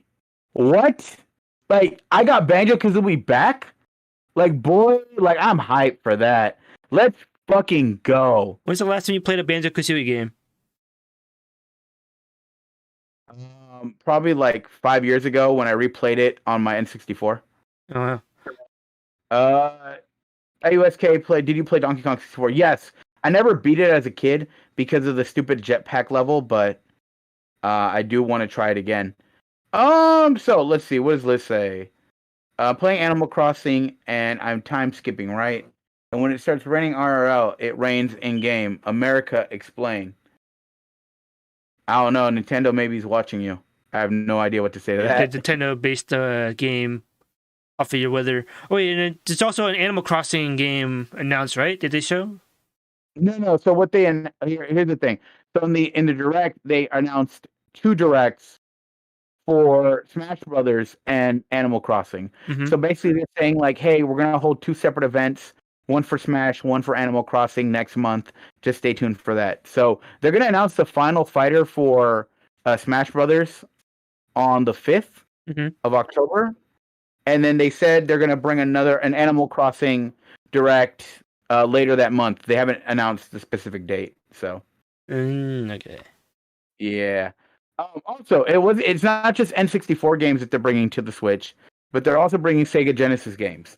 And these games include Sonic the Hedgehog 2, Streets of Rage 2, Echo the Dolphin, Castlevania Bloodlines, Contra Hard Corps, Dr. Robotnik's Mean Bean Machine, Golden Axe, Gunstar Heroes, Musha, Phantasy Star 4, Restar, Shining Force, Shinobi 3, and Strider. So, I never really played any of the Sega Genesis games. Yeah, I never had a Sega Genesis, so like those games are like I don't really have any. They can't weaponize that nostalgia on me. Yeah, so I don't know. I'm hyped for it. I'm hyped to play it. I mean, if we're lucky, maybe we'll get further more consoles down the line. What was I gonna say? What I really want is them to bring us the Sega Saturn so I can play Knights because I love that game. But what's Knights? It was a game created by Yuji Naka, who created Sonic the Hedgehog, and it was like a game where you play like this jester thing, and you're kind of flying around.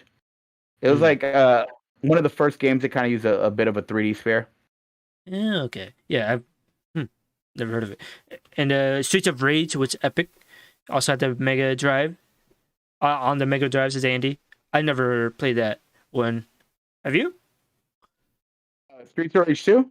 Yeah. Yeah, but I don't think I played it on the Mega Drive. I think I played it.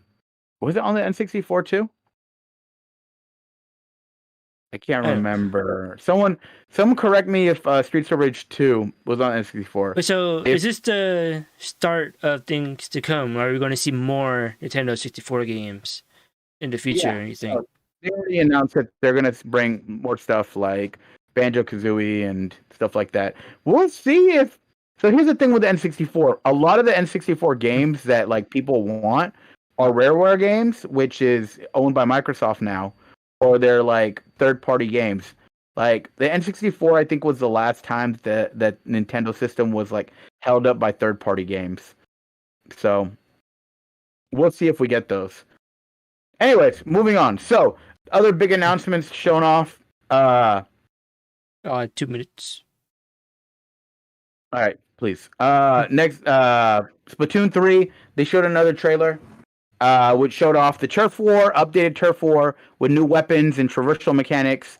They also have a new single player mode called Return of the Mammalians, where if you watch the trailer, it's basically these furry octopuses, and they look creepy and like an Furry octopus. octopuses? Yeah, an octopus creature with like fur looks fucking creepy. So I don't know. I'm excited. I love Splatoon, so I'm down to play this. Monster Hunter Rise Sunbreak, an expansion pack announced, which it looks.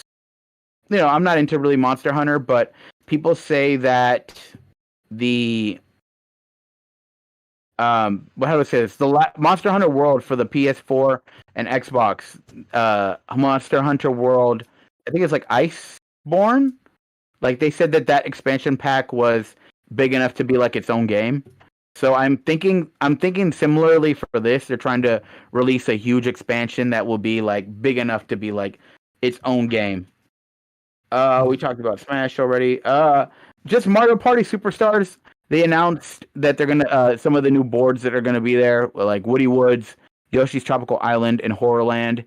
I'm excited for this because it's basically Mario Party Online with all the older boards from like the N64 games. So like 1, 2, and 3. So it looks dope. I'm excited for it. I'll probably end up getting this one. There's no Donkey Kong 64 on the thing? They'll probably have it later. Yeah. Knights of the Old Republic, the original one, is coming to Switch. So yeah, but they're remaking that soon. So like, I don't know if you can't wait. Then yeah, you can play on the Switch.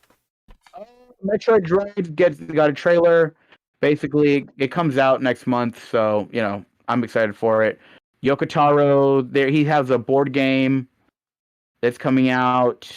I'm trying to looking over stuff, and what am I hyped for? Project Triangle Strategy, which looks like Final Fantasy Tactics, but like in the Octopath art style, looks amazing. I'm excited for that.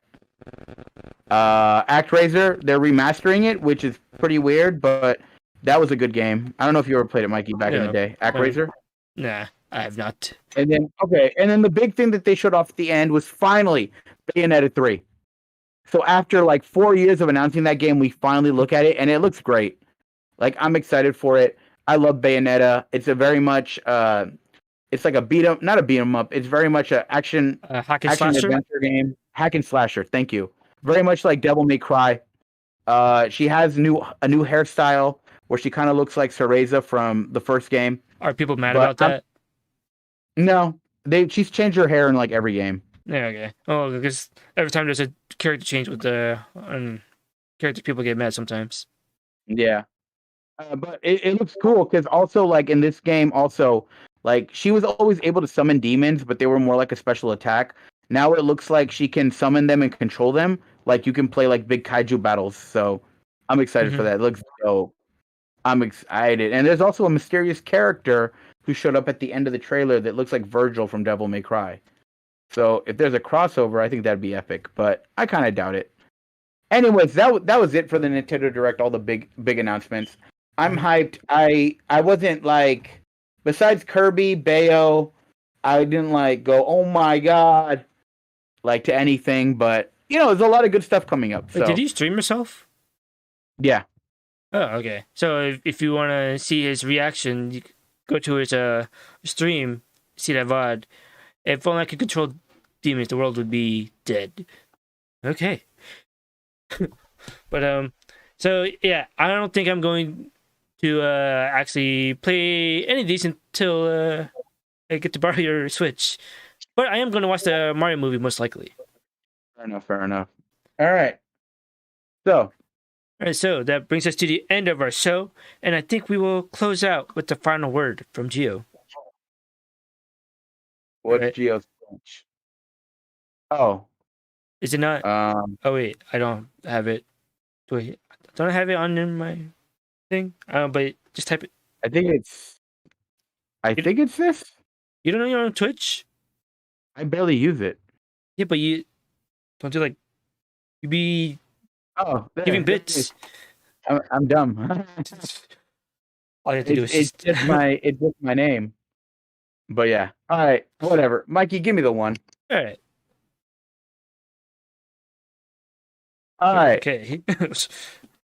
So one is here. All right. So for today's last word, let me just tell y'all that instead of giving you some type of life lesson or some type of like wisdom that I can impart to you like I do every week, right? Right. Is how do I say this? Um, Let me just tell you that Kirby is amazing. He is canonically the strongest character ever in existence. Kirby could probably beat Goku and Superman in a fight combined, right? He's already No. the strongest character in Super Smash Brothers. Because if you watch the opening video, who's the one that survives getting wiped out? It's Kirby. He's essentially a chaos god in baby form, and he can even get stronger, right? You No. can't defeat him. You Nah. can't beat Kirby. Nah. He's just the best. Yeah, he can beat Nah. Goku. All of you Nah. non-believers out there are just tripping. All y'all just haters. All right, Nah. all y'all just haters because, as you know, the puffball is indestructible. You can't beat him. All right. Anyways, like this has been your boy Gio Huey Flow, along with my co-host. And Mikey, and also his opinions are his own. Andy R89 says, throws drink on stage. Ludicrous words. Look, I'm not a rapper, but I'm definitely not ludicrous. All right. Anyways, this has been your boy Gio Huey Flow alongside. Me again. Oh, you already did that bit. Anyways, don't forget to stay for the post show and check out our social medias. Let me do it on the command. 1v1. I have Oh, a Mikey button for already did that. it.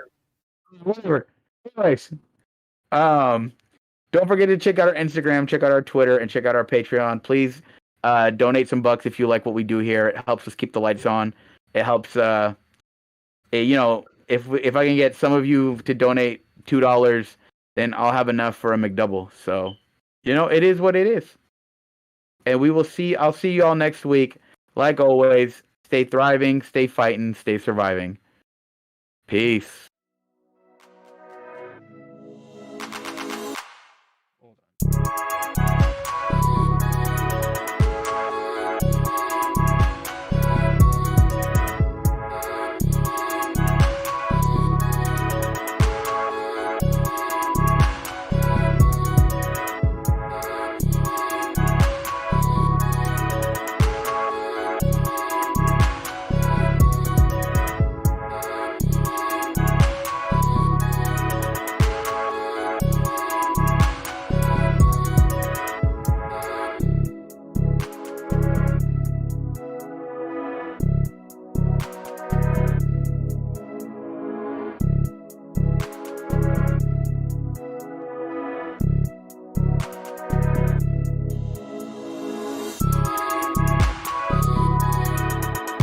Good.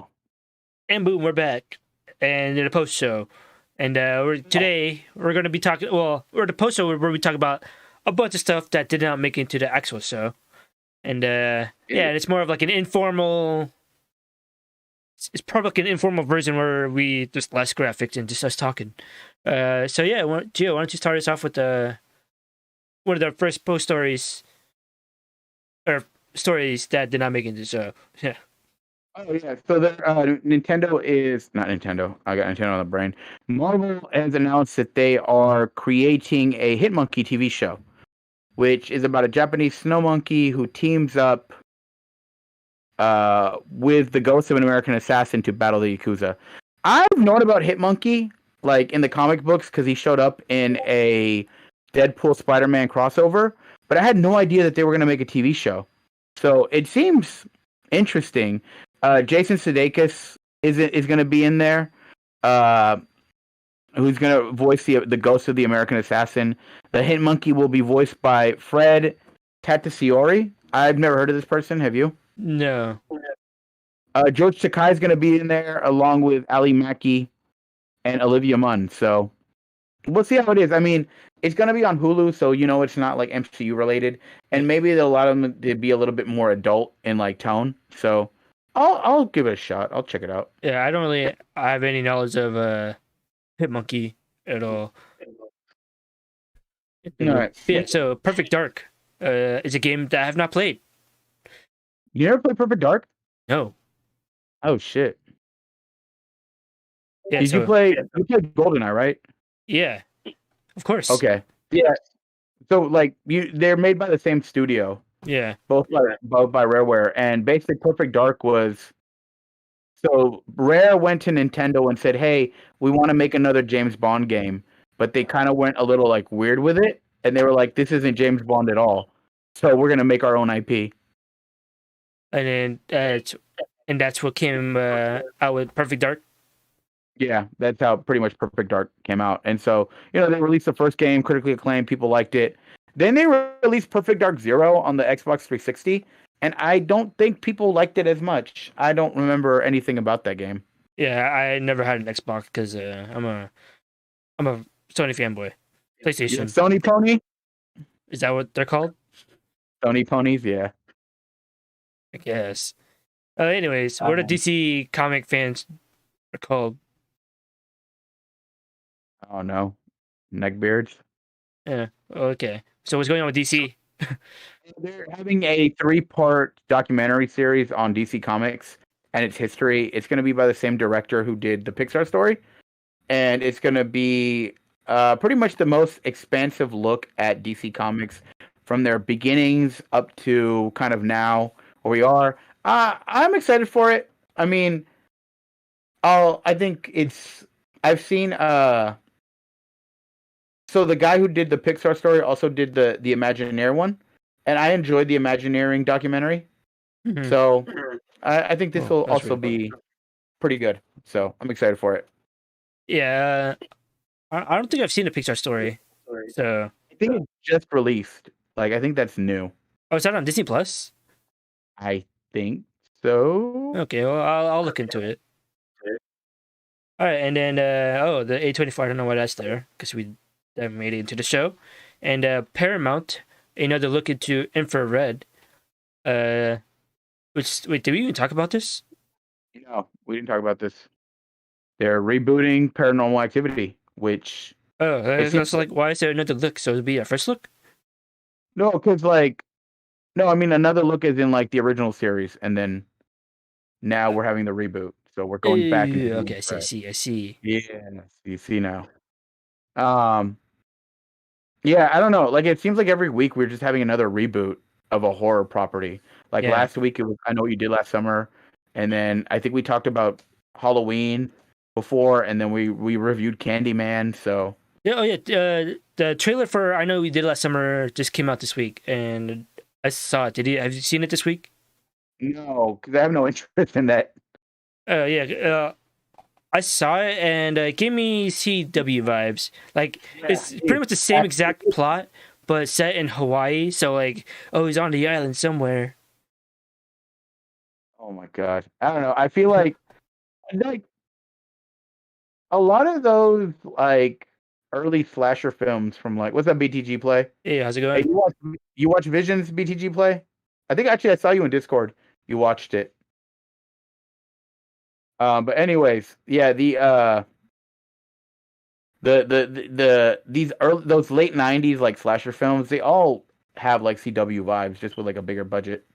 Yeah, and then so like I was actually kind of like not excited. I was slightly interested because I think I saw I Know You Did Last Summer first before I saw Scream, and then like it was the same vibes as they both had the same kind of vibes, and like that made me like love horror, and and it was seeing the trailer was a little disappointing, but if I hear good things, which I kind of doubt, I might check it out eventually.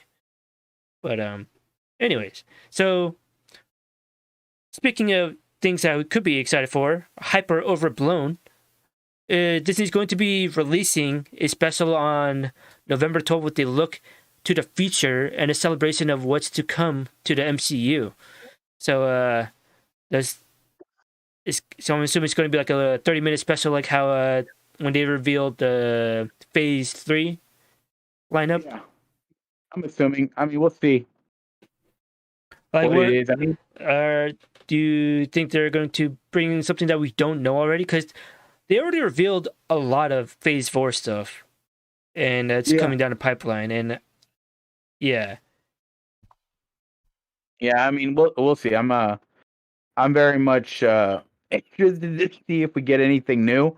I mean, like we know about Blade. Fantastic Four was hinted at like heavily.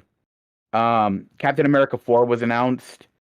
Like whatever, like unless we find out like I don't know, what would be the end of Phase 4? Like what movie would be that? Secret Wars? Maybe? I don't know. We'll see. Oh yeah, no. Speaking of Secret Wars, Chloe Bennett posted on Instagram earlier this week saying that confirming or denying that, or no, well, saying that she has no part in any upcoming Marvel project, and to stop coming up to her about it. Like she appreciates her passion, but like she said she was approached in the tampon aisle, be like, "Hey, are you going to reprise Quake for Marvel Secret Wars coming up?" And she's like, "Whoa, I'm just trying to get tampons, bro." That's what happens when you're too famous. Yeah. And then so she sent like a long Instagram story, be like, "Yeah, I have no involvement nor am I attached to any future Marvel project." And yeah. And just like stop harassing her in person. I kind of lost respect for her when she dated Logan Paul. So that guy's kind of a scumbag. Yeah. But I don't think they're together. Because I didn't see her there at the event. No, I don't think they're together anymore, but I was very much like, really? Okay, whatever. BTG Play in the chat says, I enjoyed most of them, referring to Star Wars Visions. Wait, which one did you not care for? Because I wonder if it's the same one that Mikey didn't care for. I don't know. The lesson was the friends we made along the way episode. The rock band, Star Waver. But while he types that, you also got Eddie Murphy. He might have a Nutty Professor 3 incoming because he just signed a 3-picture deal with Amazon and coming off the sequel to Coming to America, and is up to making another Beverly Hills Cop. I think that's been in development for a while, and so pretty much Eddie Murphy's coming back to weaponize our nostalgia with his old classic movies that everyone loves. So I actually haven't seen the Coming to America sequel yet. Have you? No, not yet. Yeah, I heard people weren't too keen on it. They what? They weren't. It wasn't as good as the first one, pretty much. No way it could have been as good as the first one. The first one's a classic. But I know Eddie Murphy. People really enjoyed My Name Is Dolomite. So. Yeah. Well, have you ever seen the movie Bowfinger with Steve Martin? I think that's the one. Hold on, let me just make sure. I think it is. Have I seen it? I think I did a long time ago when I was a kid, but I don't think I don't remember it. When did it come out? 1999? 1999, yep. I probably watched it as a kid. Is that... I actually watched that movie a lot. I think that might be my favorite Eddie Murphy movie. Is it? Yeah, because I have a lot of memories with that movie for some reason. My favorite is probably Nutty Professor 1. That's just because like that's a good movie that I watched in theaters, and I have like just nostalgia for it. And so here's a short list of some of the awards Eddie Murphy has won over the course of his career, and they include a Golden Globe Award, Screen Actors Guild Award, NAACP Image Award, Grammy Award. He has a Grammy? Emmy Award, People's Choice Award, BFCA Critics' Choice Award, Critics' Choice Award, and National Society of Film Critics Award. And yeah, he has so many awards. So yeah, and he's finally coming back. I mean, well, more movies. And yeah, so I'm I want to say excited, but I will watch them. I still need to watch Come to America. And who also is coming back is the Return of Tiger King, that documentary that took the nation by storm during the pandemic. It's getting a sequel series, and Tiger King 2 is going to further the story of Joe Exotic, the titular Tiger King, and those who are around him. And Netflix hopes to strike gold twice with Joe, and by releasing a whole slate of true crime documentaries. So, yeah, actually, still haven't seen Tiger King. Have you? No, me neither. Honestly, I don't have an interest on it. I'm kind of whatever. Like the zeitgeist has already passed, and now I already Yeah, know same. most of like what this deal with that guy is, and I'm not interested. I think it's just kind of whatever.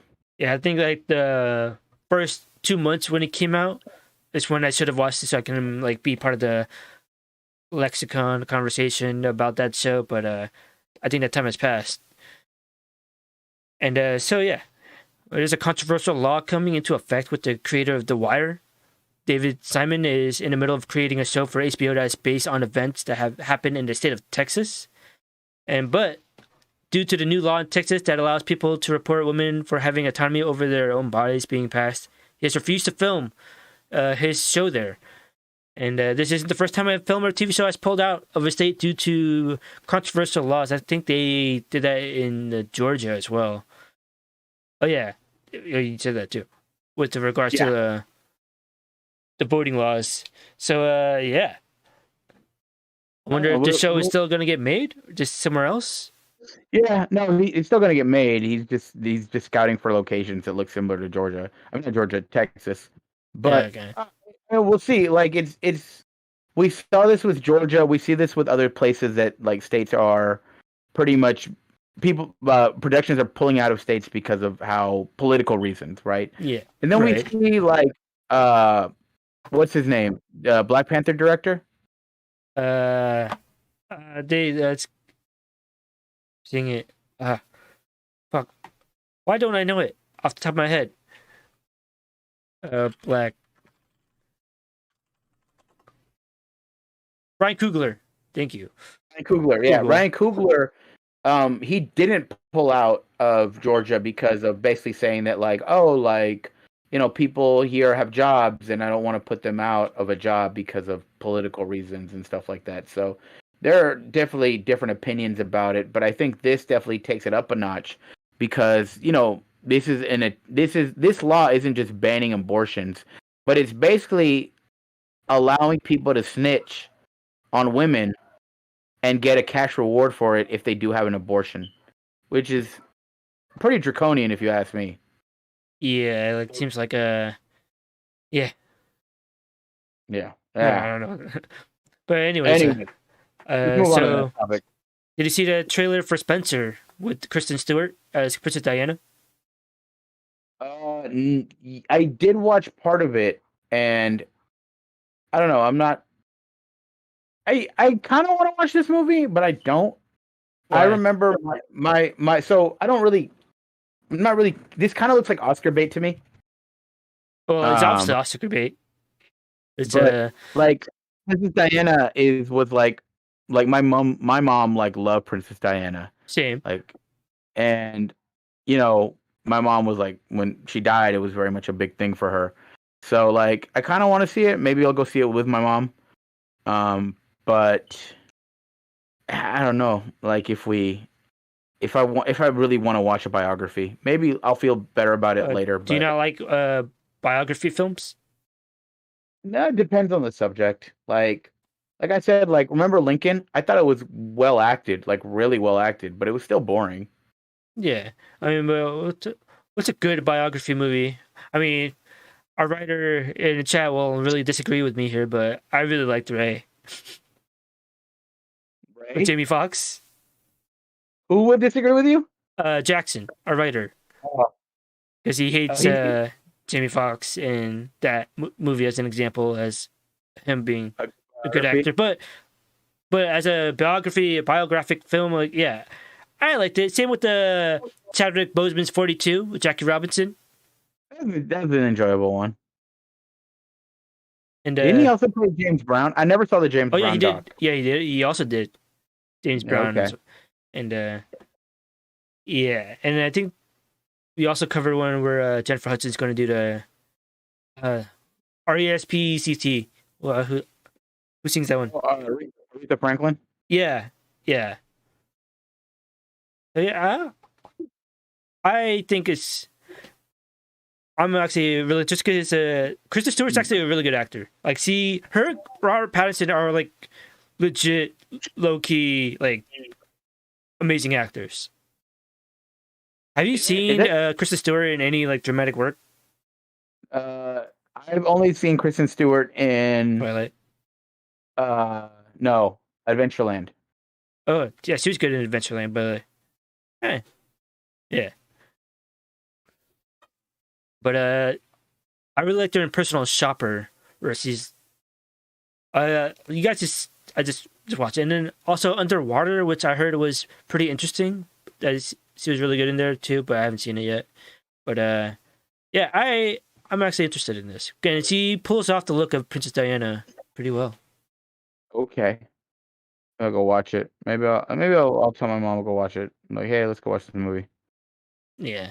So yeah, that pretty much covers all the stuff that they make it into this show. Or this What week. you about to do today? I'm about to go to my cousin's place to watch UFC because Nick Diaz is fighting tonight in a rematch 17 years in the making. And yeah, and it's gonna be 5 rounds, and it's not even a co-main event or a main event, but it's still 5 rounds, so that's gonna be exciting to watch. And then the co-main is going to be a championship fight between 2 women, Valentina Shevchenko and Laura Murphy.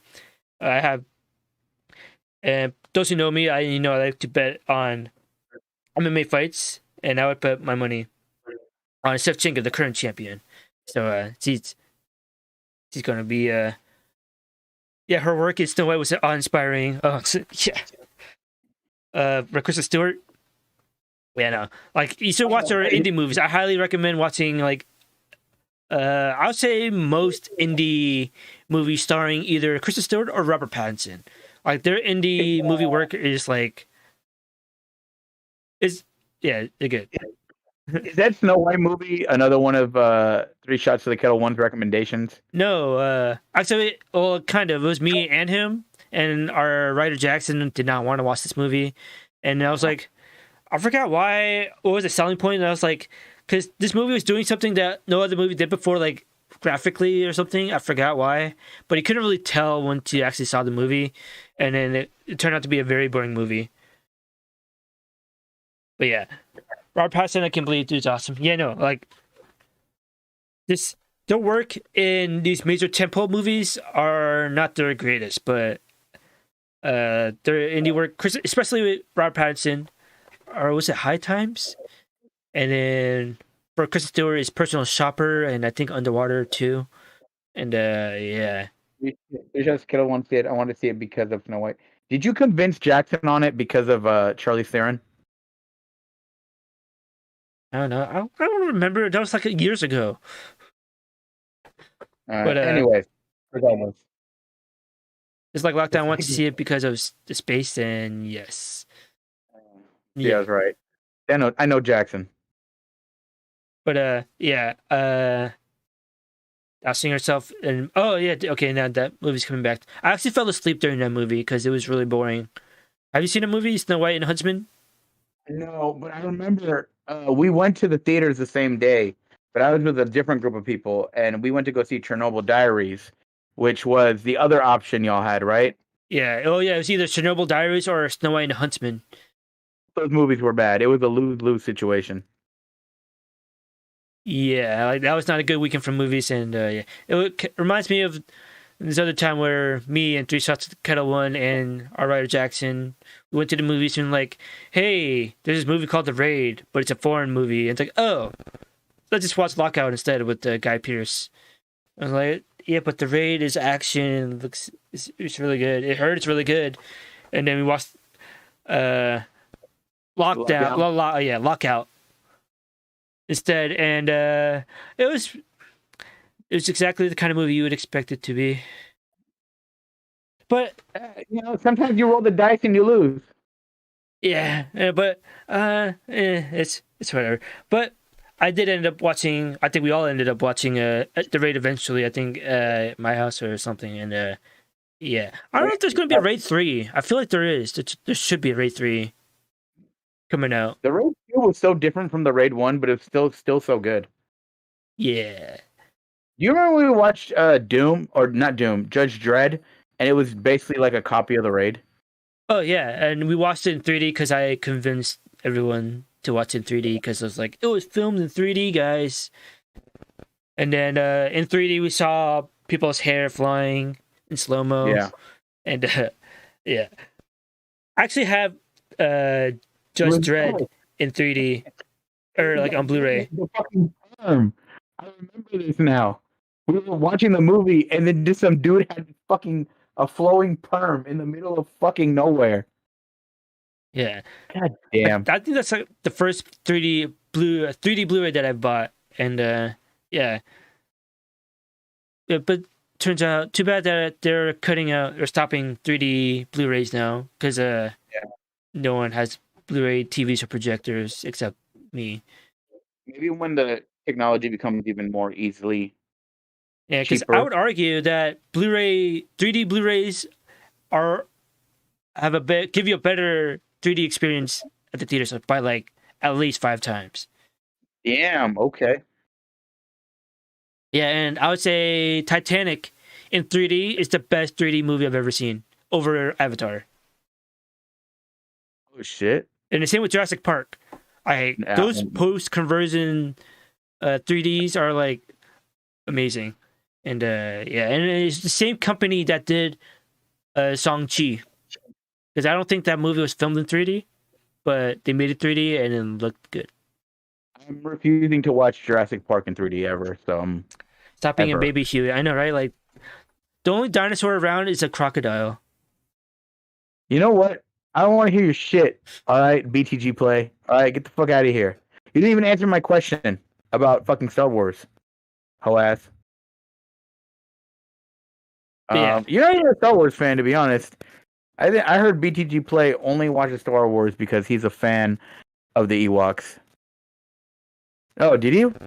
Well, some people watch Star Wars just for the Ewoks. No, I asked you which one you didn't. If you said you enjoyed most of them, which one did you enjoy the least? Because me and Mikey both kind of agreed on which one was kind of the weakest of the shorts. Well, where do you rank TBO1?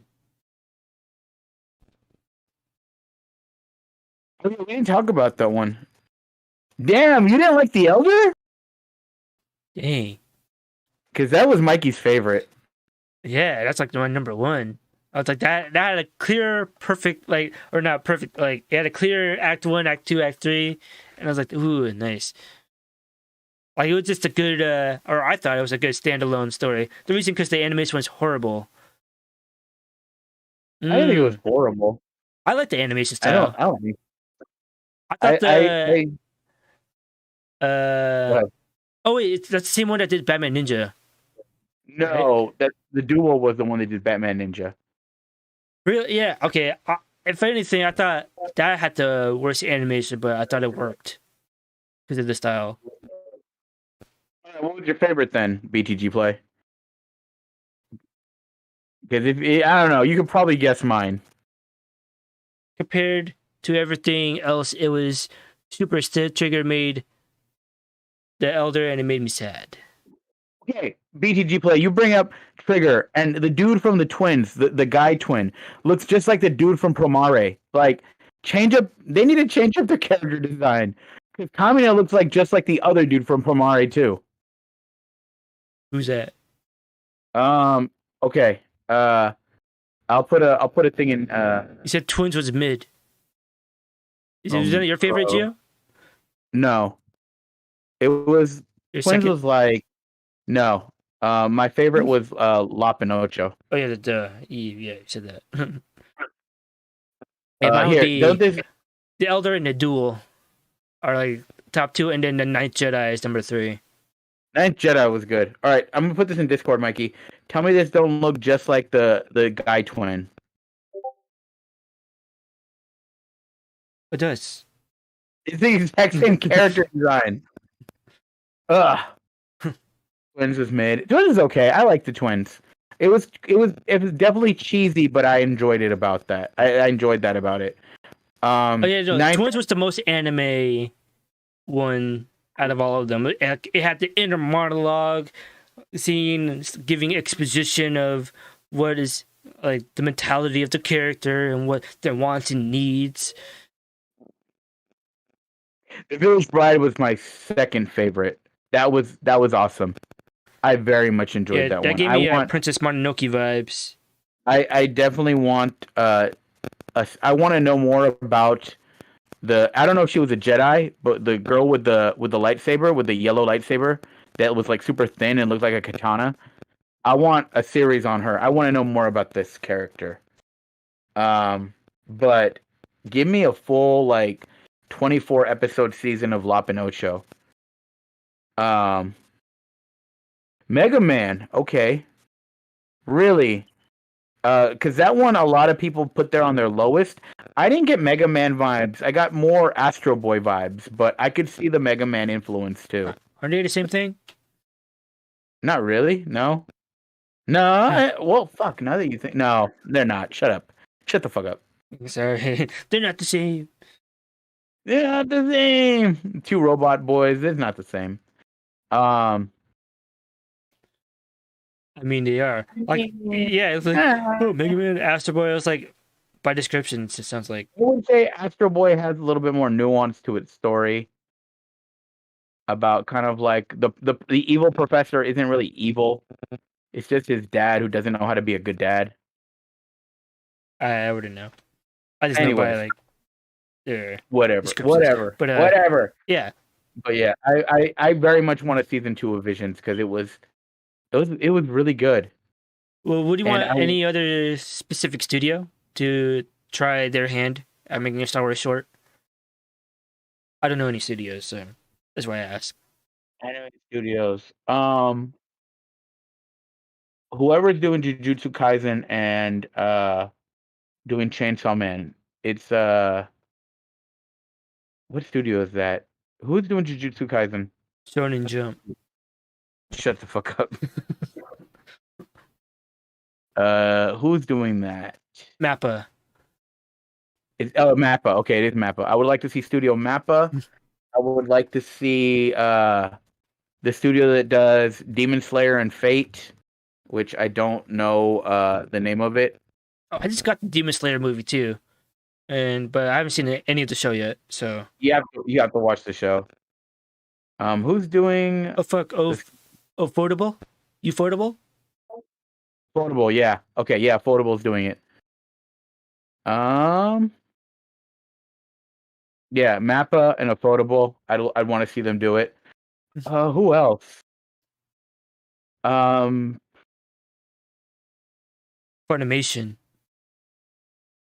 You know what? I don't know what I'm talking about.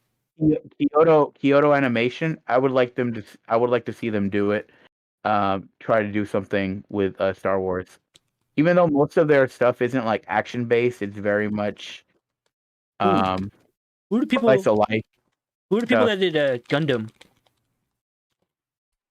I'd like to see Gundam is different. Oh, I don't know.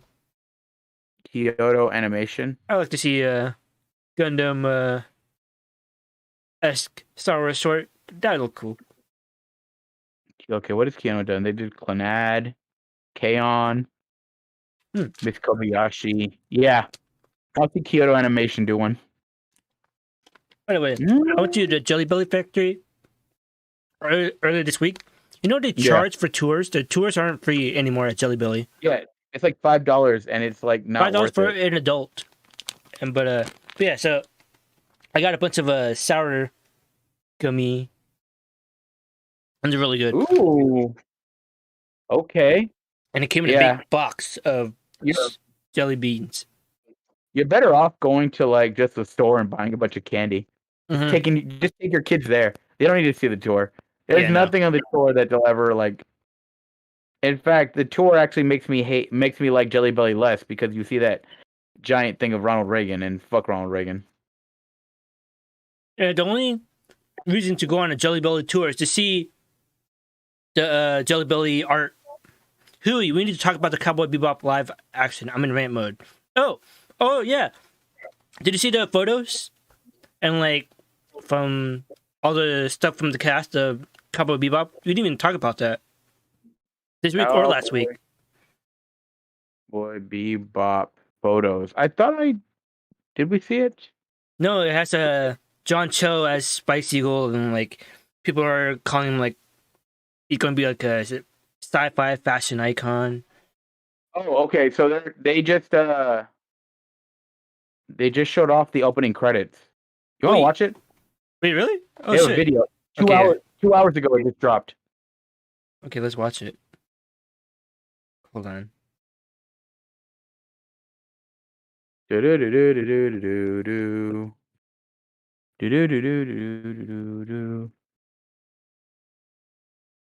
me talk about. I'm in rant mode. I feel like BTG Play is not happy about it. I mean, I did read an article about them expanding. They're gonna expand the. They're gonna expand the universe. So that means they're gonna go off the anime. So. Oh. Okay. It's bad. Okay, you're saying the it's bad. Well, we'll see. Hold on, we'll watch this. Hold on. Let me set it up. Wait, are you watching it on my stream or like? I'm watching on your stream. Okay, hold on. The heck? Oh, whoops. Oh, okay. And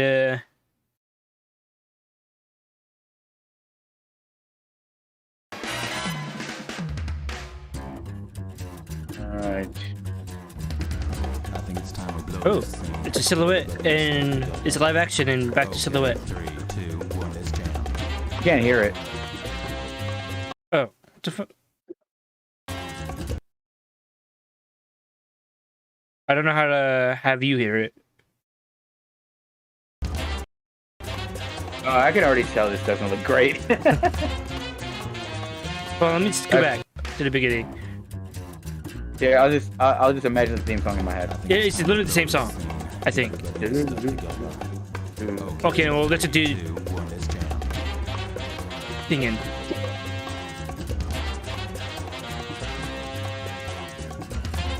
Yeah, I don't know. The way it looks already, like it's a little too HD-ish. Yeah. Like I don't know how to explain it. Like it kind of looks like too indie, like a straight to sci-fi.com or sci-fi channel quality.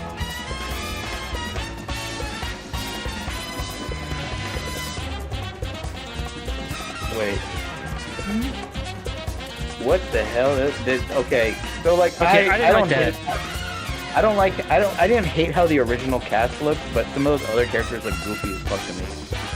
Alright, Kill Bill inspired. That's a very Kill Bill shot. Yeah.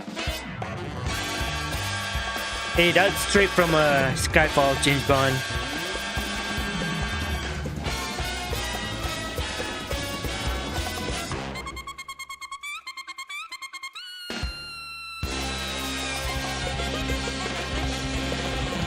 That didn't really give me hype. No, same. Kind of whatever on it.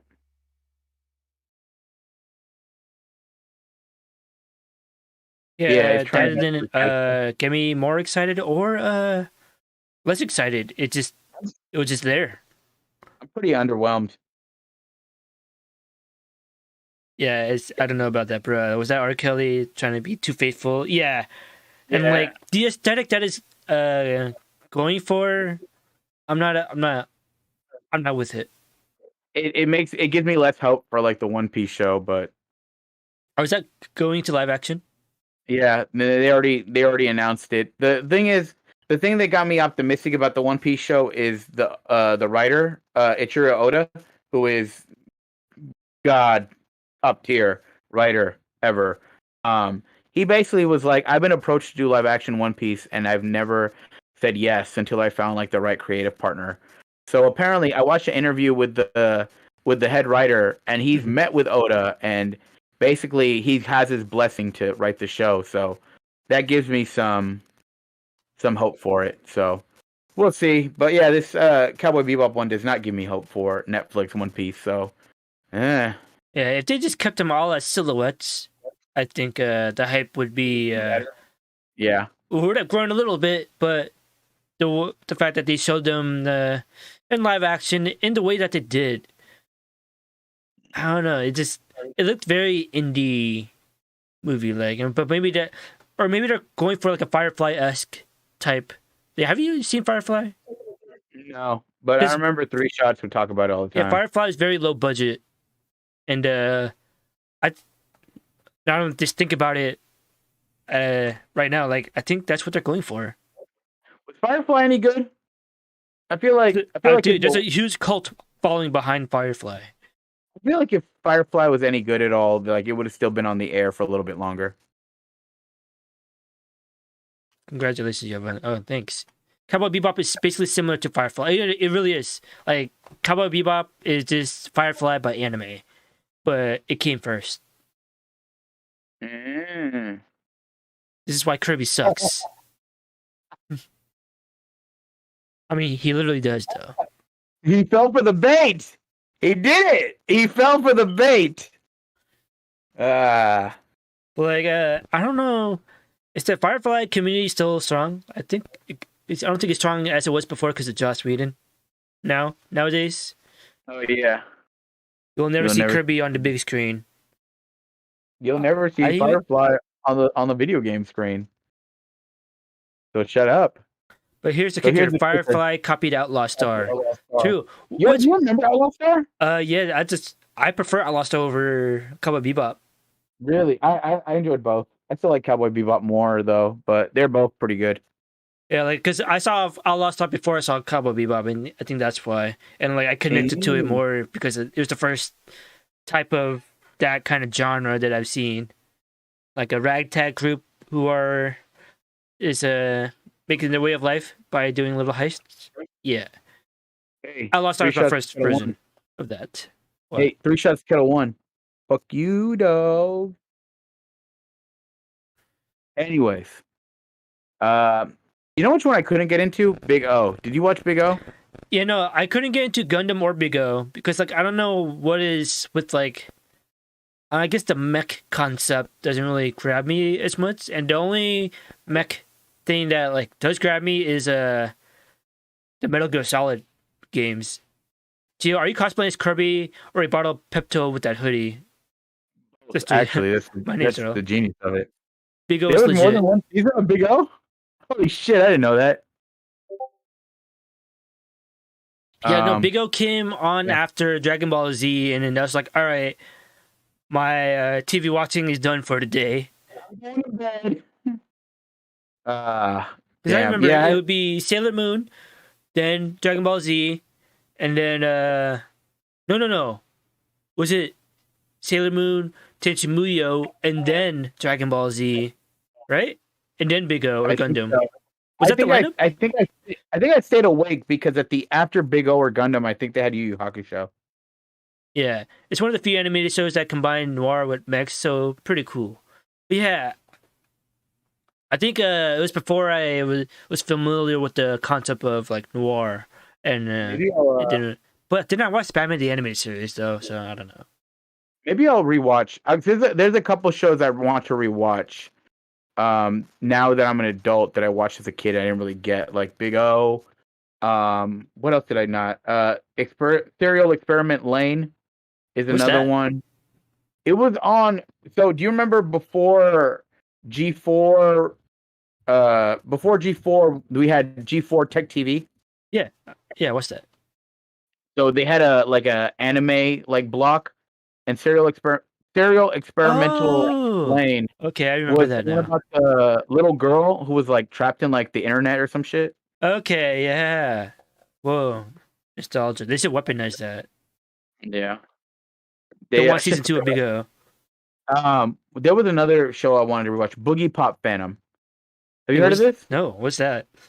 So I don't remember shit from these TV show. Anime Unleashed, that's what it was.